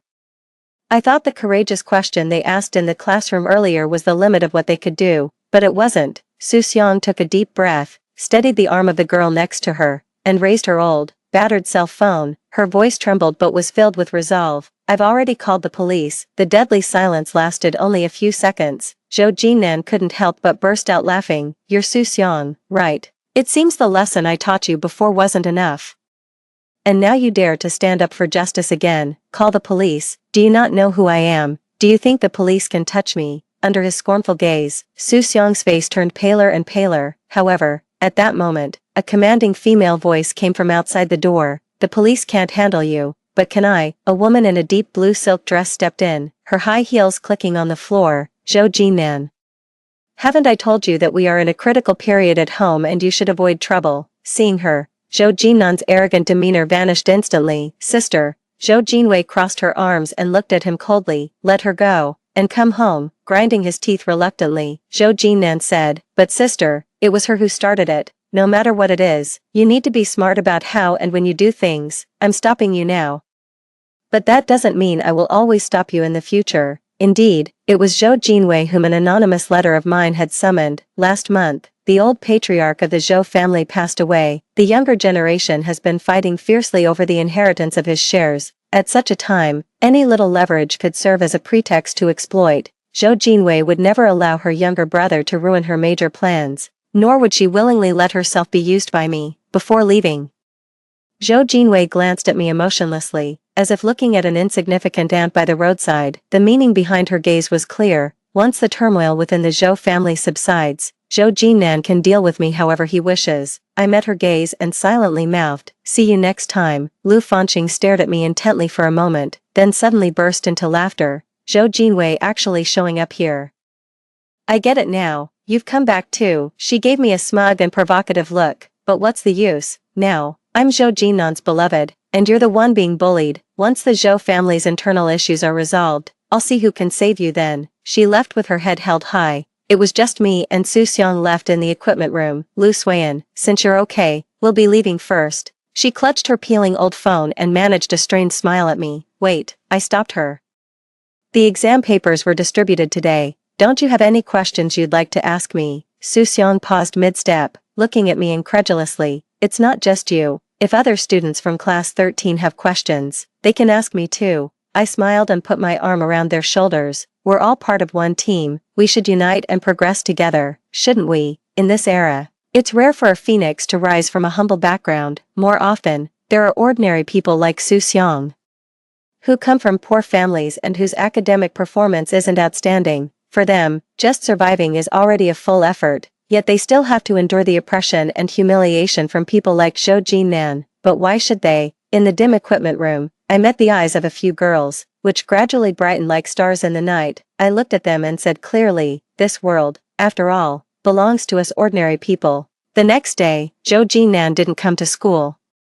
I knew the internal strife in the Zhou family had escalated. He simply had no time for school, so I naturally took over the self-study class for class 13. The self-study sessions and after-school time, usually dominated by Zhou Jinnan and his lackeys, disrupting everyone's focus, turned into extra study sessions for everyone. In both my past and present life, I've put extra effort into studying. I stayed up late, compiled a set of key practice problems, printed them, and distributed them to everyone. They worked hard on these problems, noting down any they couldn't solve, which we then discussed together the next day. During this period, Zhou Jinnan's ignorant lackeys still tried to cause trouble. They laughed as they splashed paint on my blackboard and then provocatively watched me. Don't think you can do whatever you want just because Brother Nan isn't here. The day he returns will be your doom. At my signal, Su Xiang's deskmate, a girl named Zhao Jia, silently closed the classroom doors. Then everyone stood up and slowly surrounded them. It seems you haven't grasped the situation. I lifted my water cup and fiercely smashed it on the face of the lead lackey. Before that, it's possible your doomsday might come even sooner. When the second month's exam results were released, the entire grade was astounded. For the first time, class 13, which had always been at the bottom,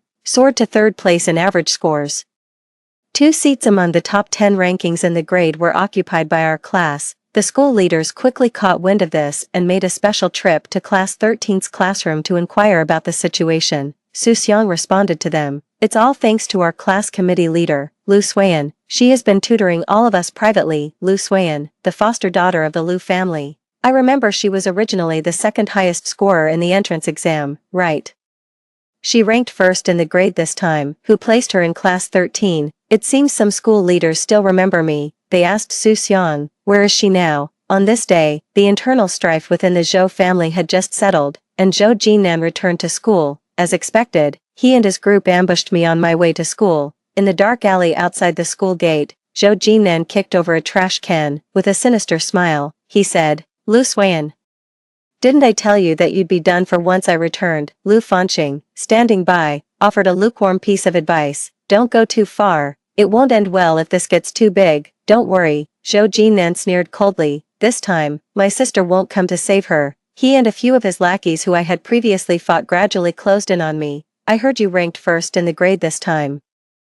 The hands that can solve problems and play the piano will surely cry miserably when they're crippled, won't they? They forcefully surrounded me, grabbed my wrist, and were about to slam me against the rough wall. When the school leaders, following Su Xiang, found me, they witnessed this scene. Stop. Under the stern rebuke of the head of discipline, Zhou Jinnan's lackeys instinctively shuddered and let go. What are you doing here during school hours? Before Zhou Jinnan could speak, I took the initiative. Teacher, they said they were going to cripple my hands. In the large conference room of the administration building, Zhou Jinnan and his gang stood lazily, looking completely unconcerned. The principal coughed lightly. We have already understood the ins and outs of this incident. Indeed, what Zhou did was wrong. But fortunately, we arrived in time, and no serious consequences occurred. Let's all take a step back, and let this matter pass. The attitude was clearly one of playing down the issue. I smiled and said, is that so? Then I request Zhou Jinnan to apologize to me. That's not too much to ask, is it? Apologize to you? Zhou Jinnan, as if he'd heard a great joke, said, do you deserve it? I'm not without surveillance. If that's the case, then let's involve the police. The tension between him and me was palpable, neither willing to back down. One was a so-called prince from a wealthy and powerful family. The other was a top student who not only excelled herself but also led her classmates to improve. Making this a police matter would tarnish the school's reputation. The principal, unable to afford offending either side openly, could only have a teacher pull me aside to persuade me. Lu Suan, we know you feel wronged, and it was negligent of the school not to stand up for you before. The school will award you a special scholarship for this academic year and will take further steps to strengthen management so that no student in class 13 will suffer again. Is that acceptable? I couldn't help but smile. So the school knows that students in class 13 have a hard time. The teacher's face immediately showed embarrassment. I admired her speechlessness for a few seconds, then continued, since the teacher has said so, let's do it this way. Additionally, I'd like this money to be awarded under a different name, to reward every student in class 13 who has made significant progress, except for the prince and his followers. The school acted quickly and soon distributed scholarships to the students of class 13 in the name of rewarding collective progress. The news spread around the class, creating a big stir among Su Xiang, Zhao Jia, and the others. I don't want this money. Su Xiang looked at me, her eyes red.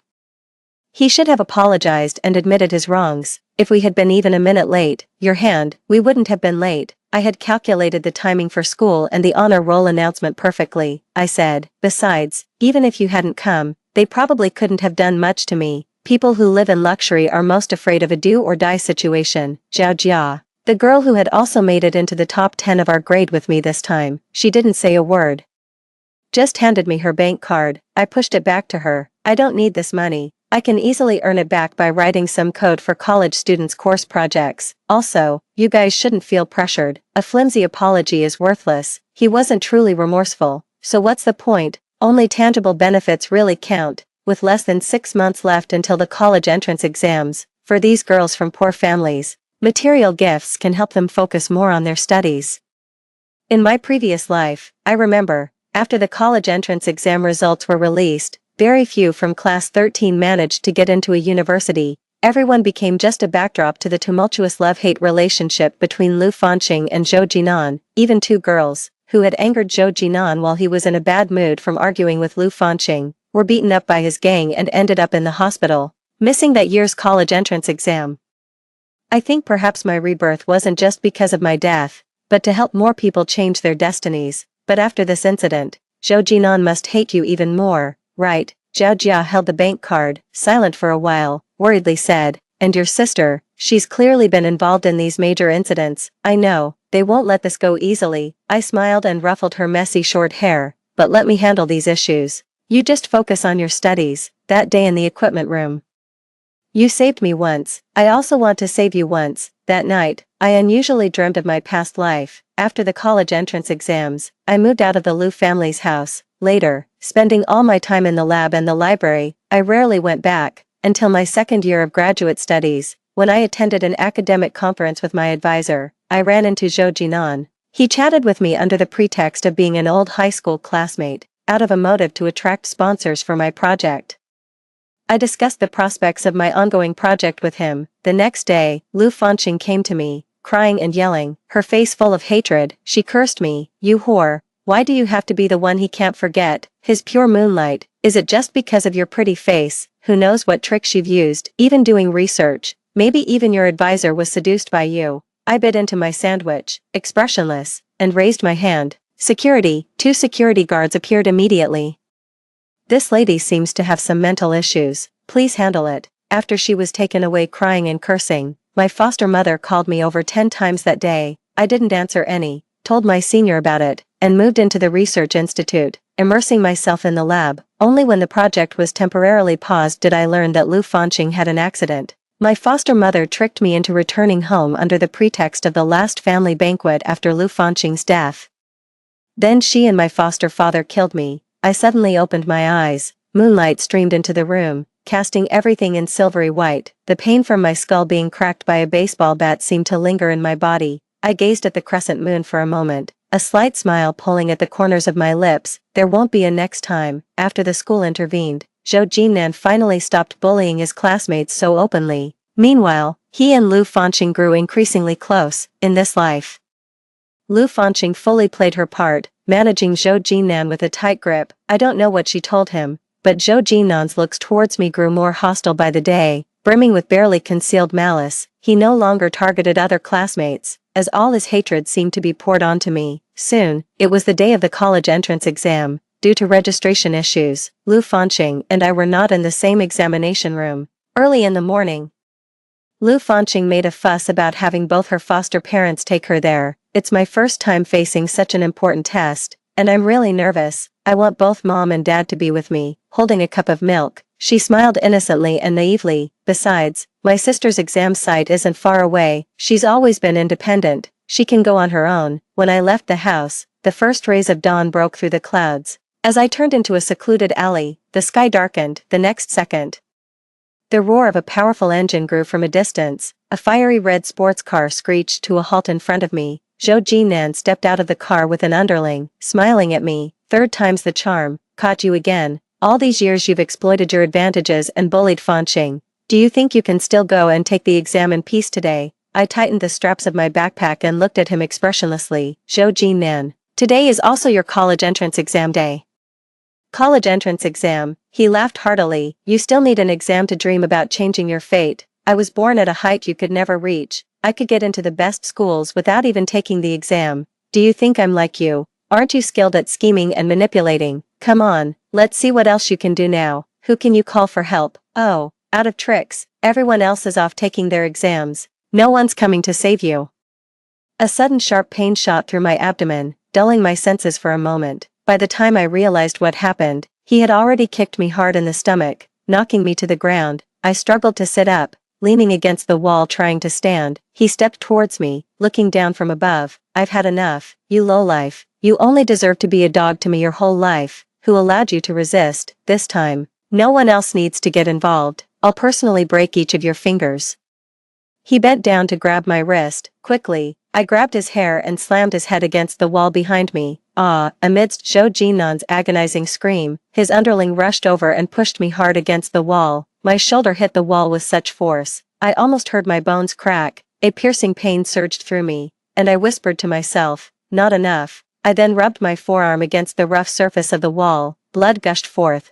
Zhou Jinan, curled up on the ground in pain, was helped up just in time to witness this scene. He stood frozen. What are you doing? As the sunlight slowly shifted westward, illuminating the path, the last bits of shadow were chased away. Supporting my slightly fractured left arm, I spread the flowing blood bit by bit. The shallow wound tore open a little more, and blood dripped down, spreading a shocking stain across my skirt. Young master, during your 3 years in school, he bullied his classmates all day and never seriously studied. I suppressed my slightly rapid breathing from the pain and lifted my eyes to look at him. So this line, originally from a textbook, I will now teach you. A common man's rage spills blood within 5 steps, and the world turns pale. I wondered if you were smart enough not to choose today to make your move, but sadly, like Lu Fanqing, you're beyond help. The wind blew hot over my exposed wounds on my arm, making the pain sharper, yet it only made me laugh more heartily. Being born so high up, what of it? Can you guarantee you'll always remain on top? In that moment, 2 journalists carrying cameras appeared at the entrance of the alley. The flashlights began to go off. Aimed at the surveillance camera at the entrance that had been tampered with beforehand, aimed at my white skirt, now stained and splotched, aimed at my mangled arm, aimed at the tears falling from my bloodshot eyes. What is this? It was only then that Zhou Jinan realized he had been set up by me. I am a member of the Zhou family, here to settle a personal score, he said coldly. If you want to continue in this line, better stay away from me. Hearing this, the journalists put away their cameras. Zhou Jinan thought his threat had worked and gave me a sinister smile, but the next second, they moved even closer. Young master, there are always those who aren't afraid of you. Have you been so coddled up high that you've failed to realize this? The female journalist carefully avoided my injured left arm, took my other hand and said, let's go. I got into the car with the 2 journalists who had been contacted in advance. Speeding away, Zhou Jinan's car followed relentlessly behind. The timing was tight. The candidates had already entered the examination hall. Now, outside the main gate, it was crowded with parents who had come to drop off their children, and there were also many journalists who had come early in the morning to capture some material on the college entrance examination. Our car screeched to a halt in front of them. At that moment, everyone was shocked to see me push open the car door, bloodied, and stumble out. Zhou Jinan, I said, word by word, to the fiery red sports car behind me. Even if you are a member of the Zhou family, the so-called prince of the capital, what right do you have to stop me from taking my exam? Don't say you broke my arm, even if I'm left with just a breath, I will crawl in today to submit my answers, or you might as well kill me right here. He rushed out of his car, propped himself on the door, and looked at me, shocked and furious. From the reflection in his pupils, I saw my current state, hair disheveled, body wounded, utterly disheveled, yet the blood-stained skirt fluttered like a flag in the wind. What? Scared? I curved my lips into a smile, shifting my gaze from the police cars speeding towards us to him, revealing a challenging smirk. Now, I'm going to take my exam. In the unbearable heat of June, I sat again in an examination hall without even an air conditioner. The sweat soaking my arm wound made the pain sharper. Yet it made my mind even clearer and more alert. After the first day's 2 exams, I went to the hospital for a quick treatment of my wounds. Su Xiang stayed with me. She was always timid and gentle, but this time, she didn't shed a single tear. Will it leave a scar? I looked down. The doctor was using tiny tweezers to remove grains of sand from the wound one by one. It might, I replied, but it doesn't matter much, as it's only a superficial flesh wound. It just looks scary. I said with a squinted smile, that's the crown prince for you. Making a big fuss always comes with a price. After treating my wounds, I didn't return to the Liu family that night. Instead, I stayed at a small inn near the examination site. No matter in my past life or this one, the exam was never too challenging for me, especially since I retained the complete memories from my previous life. The knowledge I had acquired and the scientific achievements I had made were firmly etched in my mind, becoming an irreplaceable treasure, something that Lu Fanqing, no matter how many times reborn, would never possess. After the last exam ended, I went straight to the hospital. Lying in the hospital bed, I took out my phone and unsurprisingly saw my name trending online. #3 mock exams topped but almost missed the college entrance exam. #Zhou Jinan I am from the Zhou family. #Lu Suiyan so handsome. Before the exam started, the scene where I confronted Zhou Jinan outside the venue, bloodied, was the top trending topic. My God. She still came to take the college entrance exam in that condition. She's the top student in her grade. She's been bullied by Zhou all through school, and if she couldn't attend the college entrance exam, all 3 years of her effort would have been in vain. Isn't anyone going to investigate the Zhou family? They are completely lawless. I turned off my phone and looked at the 2 people in front of my hospital bed. Su Xiang skillfully peeled an apple with a small knife.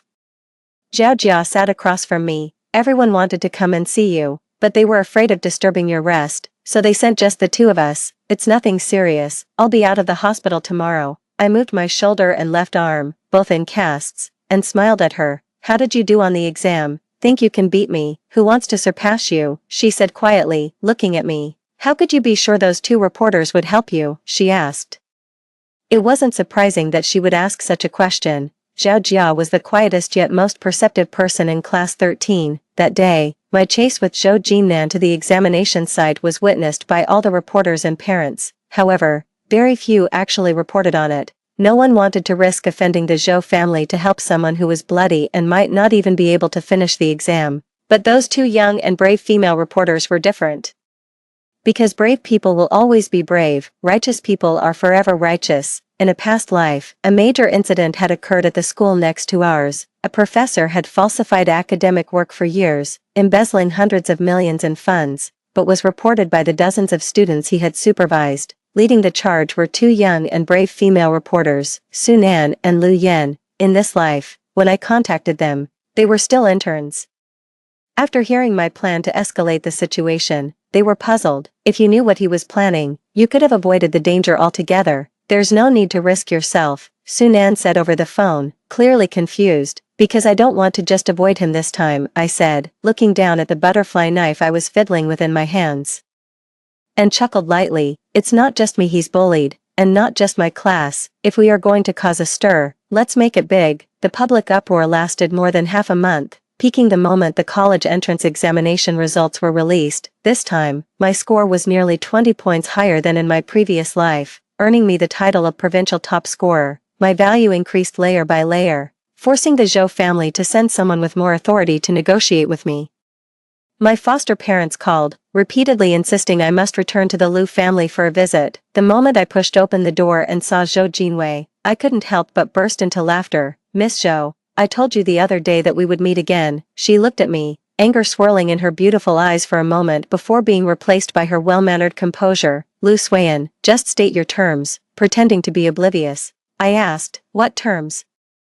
My foster father suddenly slammed the table. Don't play dumb, Lu Suiyan, take what you can get. It was clear without thinking that the Lu family must have already reached some agreement with the Zhou family. My foster mother also looked at me coldly. You came to our family when you were 10, we've raised you for so many years. Do you really intend to repay kindness with ingratitude? Kindness? I laughed as if I had heard some absurd joke. You adopted me because my father, a distant relative of the Lu family, died trying to save you. You were worried about being labeled ungrateful, so you picked me up from the orphanage, a life for 8 years of servitude in the Lu family, and now it turns out I owe you. Losing patience, I stood up from the couch. I went to the bedroom, packed my documents, and grabbed my violin case. As I was leaving, Zhou Jinwei was still sitting in the same spot. Her gaze towards me was filled with undisguised loathing. It was the kind of malevolence that a superior feels towards an inferior who dares to offend her. Wishing she could swiftly put an end to it, I smiled. Miss, you must have guessed before coming today that I wouldn't agree to a settlement, right? I just wanted to see if you were as foolish as I imagined. She stood up, wearing high heels. She towered over me, exuding a powerful presence. Her eyes looked down on me coldly. It seems you really are, these so-called righteous rages.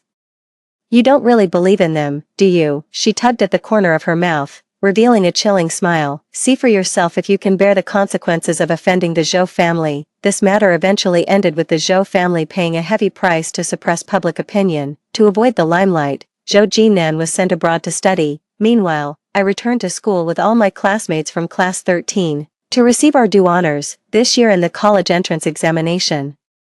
Class 13, originally the lowest performing class, all passed the undergraduate admission line without exception. Zhao Jia scored 692 points and was admitted to the top university next to mine. The principal, his cheeks flushed with excitement, shook my hand vigorously, saying he would reward me with a significant scholarship. I smiled and said, Principal, you must also be aware of what happened outside the exam hall, right? He froze on the spot. Rather than a scholarship, I hope the school will handle things fairly from now on and strengthen its management. At least after this, there shouldn't be another Zhou Jinan who treats human life lightly. He laughed dryly a couple of times. I knew that after the chaos on the day of the college entrance exam, the Education Bureau had already sent people to investigate several previous bullying incidents, given their level of concern. There would at least be a fair and just learning environment here for many years to come. Leaving school, I bumped into Lu Fanqing. Her gaze towards me carried even deeper hatred than before. Lu Suiyan, how dare you? How could you? She glared at me, teeth clenched, as if she wanted to bore holes into me. Do you think you can turn things around by living again, daring to offend the Zhou family? You might not even know how you'll die one day. There's no need for you to worry about this. I curved my lips slightly, yet there was not a hint of a smile in my eyes. Or, you could try testing this out on the Zhou family first. To take my life, what price must you pay? In September, I enrolled at Tsinghua School of Optoelectronics. Due to the residual attention from a previous public controversy, every move I made was under the watchful eyes of countless people.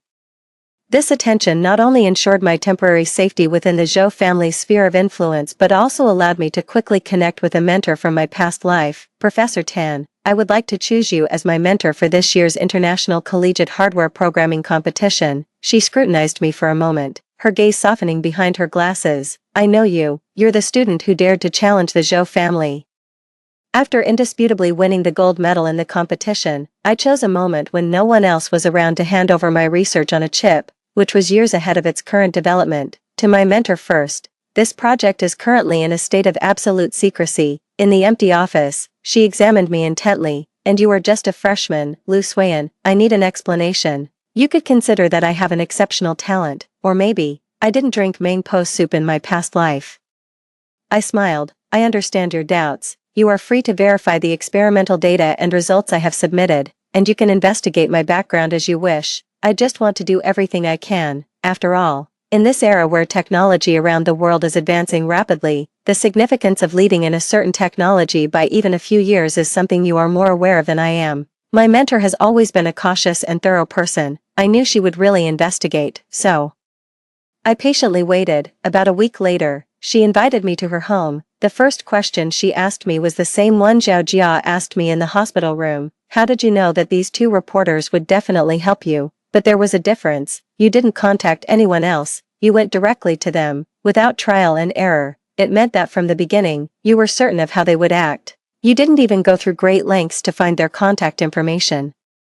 And even earlier, you had sent an anonymous letter to the Zhou family. In the quiet room with the curtains drawn, I faced her with a calm expression. When I was very young, my mother passed away from illness, and after my father died, I was fostered by the Liu family. For a long time, I didn't know what love and tolerance from elders felt like, until I met my mentor in my previous life. Then, busy with a paper due to be published, I spent 3 days in the lab, my eyes red from lack of sleep. During a dinner with my mentor, still crunching data in my head, I was suddenly brought back to reality when she tapped my head with her chopstick. People might think I'm overworking you if you're so distracted even during dinner. I snapped back to the moment. She playfully pinched my cheek. Why not smile more? You're so young, yet you look more serious than this old lady. Now in this life, as she looked into my eyes.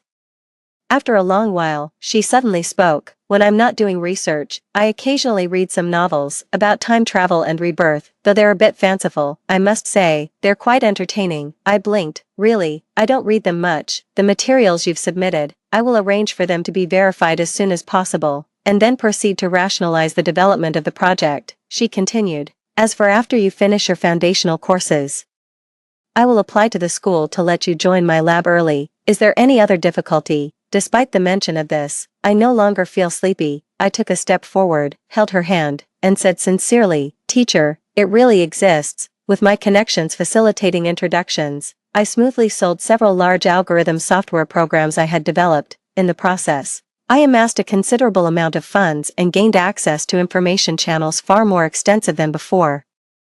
One company even sent me an invitation to a business dinner. I attended with the intention of securing a few more deals. But unexpectedly, I ran into Liu Fanqing there. She was dressed in a pristine white outfit, with a string of smooth pearls around her neck, following behind Zhou Jinwei, enjoying the adulation of everyone around her. I remember from a past life, her relationship with Zhou Jinnan was not accepted by his family. Zhou Jinwei particularly despised her, publicly stating multiple times that the Zhou family would never accept a girl from such a humble background. It seems that in this lifetime, she has successfully integrated into the Zhou family. I scoffed sarcastically, handed out a business card, and turned to leave, but Liu Fanqing stopped me. Lu Suiyan. I turned around, only to see her stepping away from Zhou Jinwei to approach me alone, holding a glass of wine. She put on an innocent face and said, Since when do sisters hold grudges overnight? Instead of peddling your little things for money, why not come and ask me for help? What should I ask you for? She suddenly laughed heartily. I am now recognized by the Zhou family and engaged to Zhou Jinnan. What do you think you should ask me for? As she spoke, her eyes gleamed with barely suppressed triumph. I immediately understood. She came to me specifically to gloat. In this life, she had finally achieved her desire and was accepted by the Zhou family. I was so disgusted that I didn't want to exchange another word with her. I turned and walked away, but she yelled after me in frustration. How long do you think you can be proud? The controversy from before has long passed, and once Jinnan returns from abroad, no one will be able to save you. Lu Suiyan, I will watch with glee as you meet your end. I saw Zhou Jinnan again at an industry exchange meeting I attended with Zhao Jia.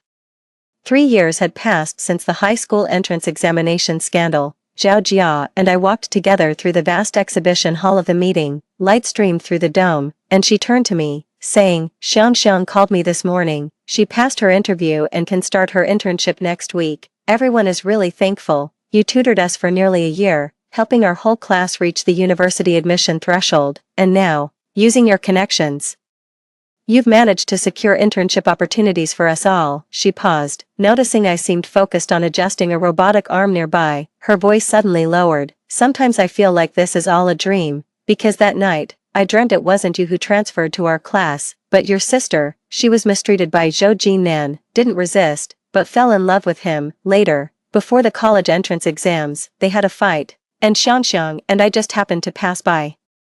I abruptly turned, tapping her hand to cut her off. It's adjusted now. Come and give it a try. Zhao Jia immediately stopped speaking, smoothly operating the robotic arm to type a series of codes on the keyboard. Stop thinking about it. You said it yourself. That was just a dream, I said. What you're living now, that's reality. Also, I didn't just push you all forward for nothing. I used so many connections because I need you all to help me with something, I told everyone.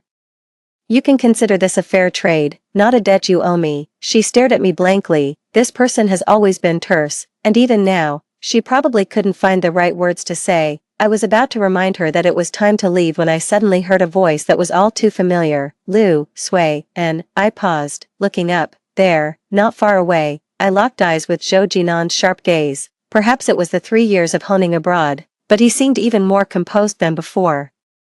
His malice was restrained, greeting me with a slight smile. Long time no see. So, it's young Master Zhou. I smiled. 3 years gone. I thought you might have died in a gunfight. His expression remained unchanged, but the hostility in his eyes intensified slightly. You should be glad we're just in the country. Otherwise, I could claim self-defense if I pulled a gun on you right now. He probably felt quite imposing when he said that. However, just then, a robotic arm next to him rotated counterclockwise half a turn, hitting him on the back of the head. What are you doing? Zhou Jinan momentarily lost his composure, glaring murderously at Zhao Jia beside me. She remained calm, quietly turning the robotic arm back. Sorry, my hand slipped. Zhou Jinan is an impatient man. Soon, I awaited his retaliation. That afternoon, suddenly, someone accused me and my advisor of academic fraud. The claim was, how could an undergraduate who hasn't even graduated yet create such a chip and publish 3 papers in top journals? The confrontation outside the exam hall years ago was brought up again, but this time, public opinion flipped.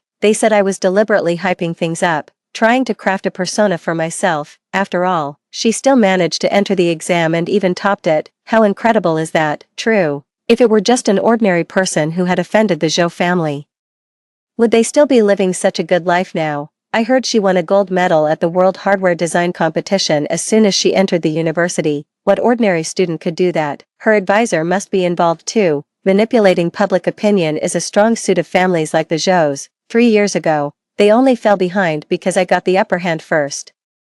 This time, they clearly wanted to solve the problem once and for all, preventing me from ever recovering. All projects my advisor and I were working on were put on hold, and the school even suspended classes to investigate. Because the issue has become so heated. This is a routine investigation. When I was taken away, she comforted me. Don't be afraid, we have nothing to fear if we stand upright. I asked her, Teacher, do you believe in me? She gazed at me calmly in the setting sun. If you extend the timeline of an event, stretching it back to every key point and magnify what everyone did, you'll discover some interesting things. Like playing chess, each move may not have an immediate effect, but a long time later, when everything is connected, I tapped my chin with my fingertip. You'll realize that the initial actions had purposes beyond just the immediate goals. For the next half a month, I did nothing and let public opinion ferment. I even intentionally left some loopholes, leading the Zhou family to believe that there were indeed problems with my papers and results. As if sensing blood, they attacked even more ferociously. Even Lu Fanqing came out, tearfully accusing me in front of the media. After being fostered by their Lu family for so many years, I ungratefully betrayed them, taking advantage of her role as the older sister. She bullied her sister relentlessly. After a tumultuous period, the issue had escalated to the point where it captured the national attention, and the public demanded an explanation from us. Consequently, I hosted a press conference that was broadcast live online. The journalists interviewing me were Sun An and Lu Yan. As their cameras focused on me, I flipped through the papers in my hand. These are records of the coursework designs I've been helping college students with since high school. This is a detailed explanation of my complete thought process for the development of the TW2108 chip. Here are the first, second, and final drafts of my thesis along with all the experimental data. As for whether the incident outside the college entrance examination venue years ago was a publicity stunt, please watch this video clip. The video projector was turned on, playing a brief clip from that day on the small road. The zoomed-in camera captured every detail vividly.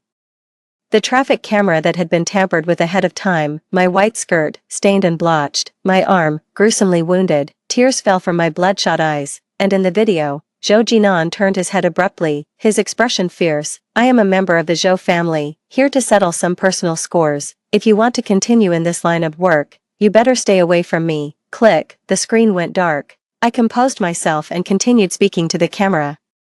I know the Zhou family has always hated me, believing I should become just like every other person they bullied and suppressed, reduced to dust, disappearing in the sands of time, but I refuse to accept that fate. Why should your school bullying go unpunished? Why should your spreading of rumors be accepted as truth? This world does not belong to the Zhou family, it belongs to every citizen. Truth and justice will prevail eventually. Now, I am officially reporting the Zhou family for premeditated murder and for using unfair practices to monopolize the market. The large screen displayed several photos, including documents with the Zhou family seal, and numerous photos taken from hidden angles, depicting scenes of decadence. The people in these photos were all wealthy and powerful, enjoying good times with members of the Zhou family such as Zhou Jinan and Zhou Jinwei.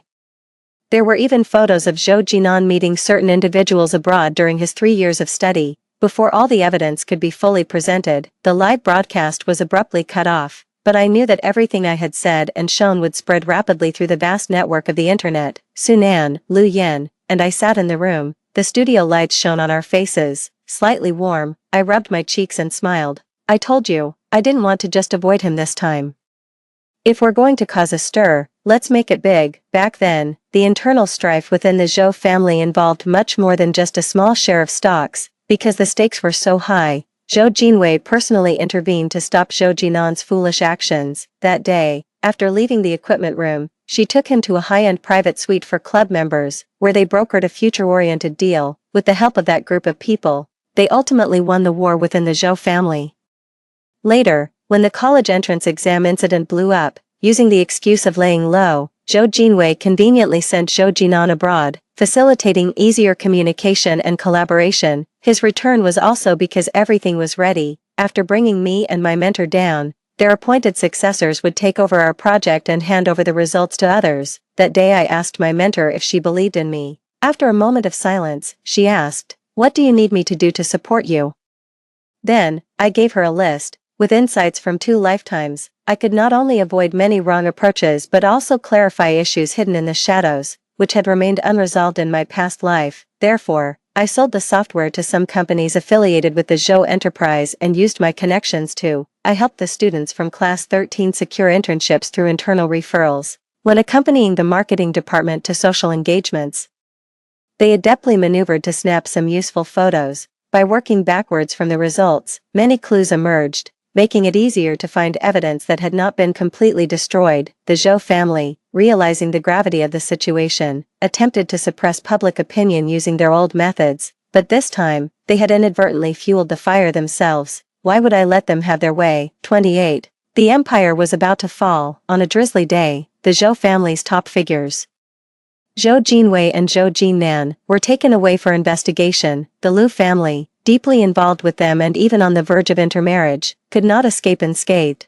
My foster parents adored Lu Fanqing to the extreme. In my previous life, they killed me because of her death. In this life, knowing they couldn't escape, they took all the blame upon themselves, allowing Lu Fanqing to go free. Yet, aside from her life, she was left with nothing. That afternoon, as I walked out of the research institute under an umbrella, a figure suddenly lunged at me. I narrowly dodged and saw it was Lu Fanqing. She fell, sitting in the puddles, her face filled with indignation as she demanded, "Why, in your previous life, you did nothing, yet you were his cherished beloved. This life, I have become irreplaceable in his heart just like you, but why must you destroy him and the entire Zhou family? Lu Suan, you wretch, why aren't you the one who's dead?" With a slap, I struck her across the face. Dropping my umbrella, I grabbed her face in the pouring rain, articulating each word, "Because the one who should die was never me. Did I destroy the Lu family? It was clearly them who committed murder, arson, treason, and orchestrated their own downfall. What era do they think this is, harboring delusions of royal entitlement?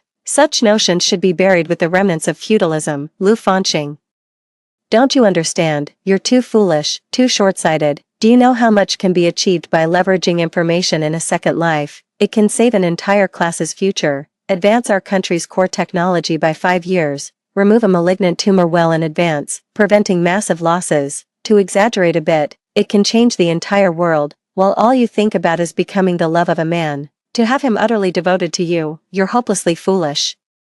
She sat in the rain, looking up at me blankly. The rain grew heavier, washing over us, blurring the entire world. Moments later, Lu Fanqing burst into tears. 29. After the Zhou siblings were sentenced to death, they still tried to find a way to save themselves. Indeed, they managed to arrange a prison break for Zhou Jinan on the way to the execution site. The police chased them down to the docks where Zhou Jinnan was shot over 20 times and died instantly. The Liu family's adoptive parents were sentenced to 20 years. After the news spread, Liu Fanqing committed suicide, perhaps feeling utterly destitute and unable to turn her fate around, or maybe she harbored the hope of being reborn once again, but who knows. I turned off the computer and went to wash my hands by the window. Through the window, I saw Su Xiang and Zhao Jia with the students from class 13 standing outside the research institute, waving at me. I turned to my mentor. "I'd like to ask for leave tonight. There's a group activity. It's not like I usually stop you from participating in activities." She glanced at me. "Go on then. Don't immerse yourself in the lab like a workaholic while you're still young." I waved at her and headed downstairs. As the elevator doors opened, the spacious lobby on the first floor was bathed in the fiery red glow of the sunset, unreservedly spread across the area. My friends were waiting for me up ahead, and my path forward was filled with light.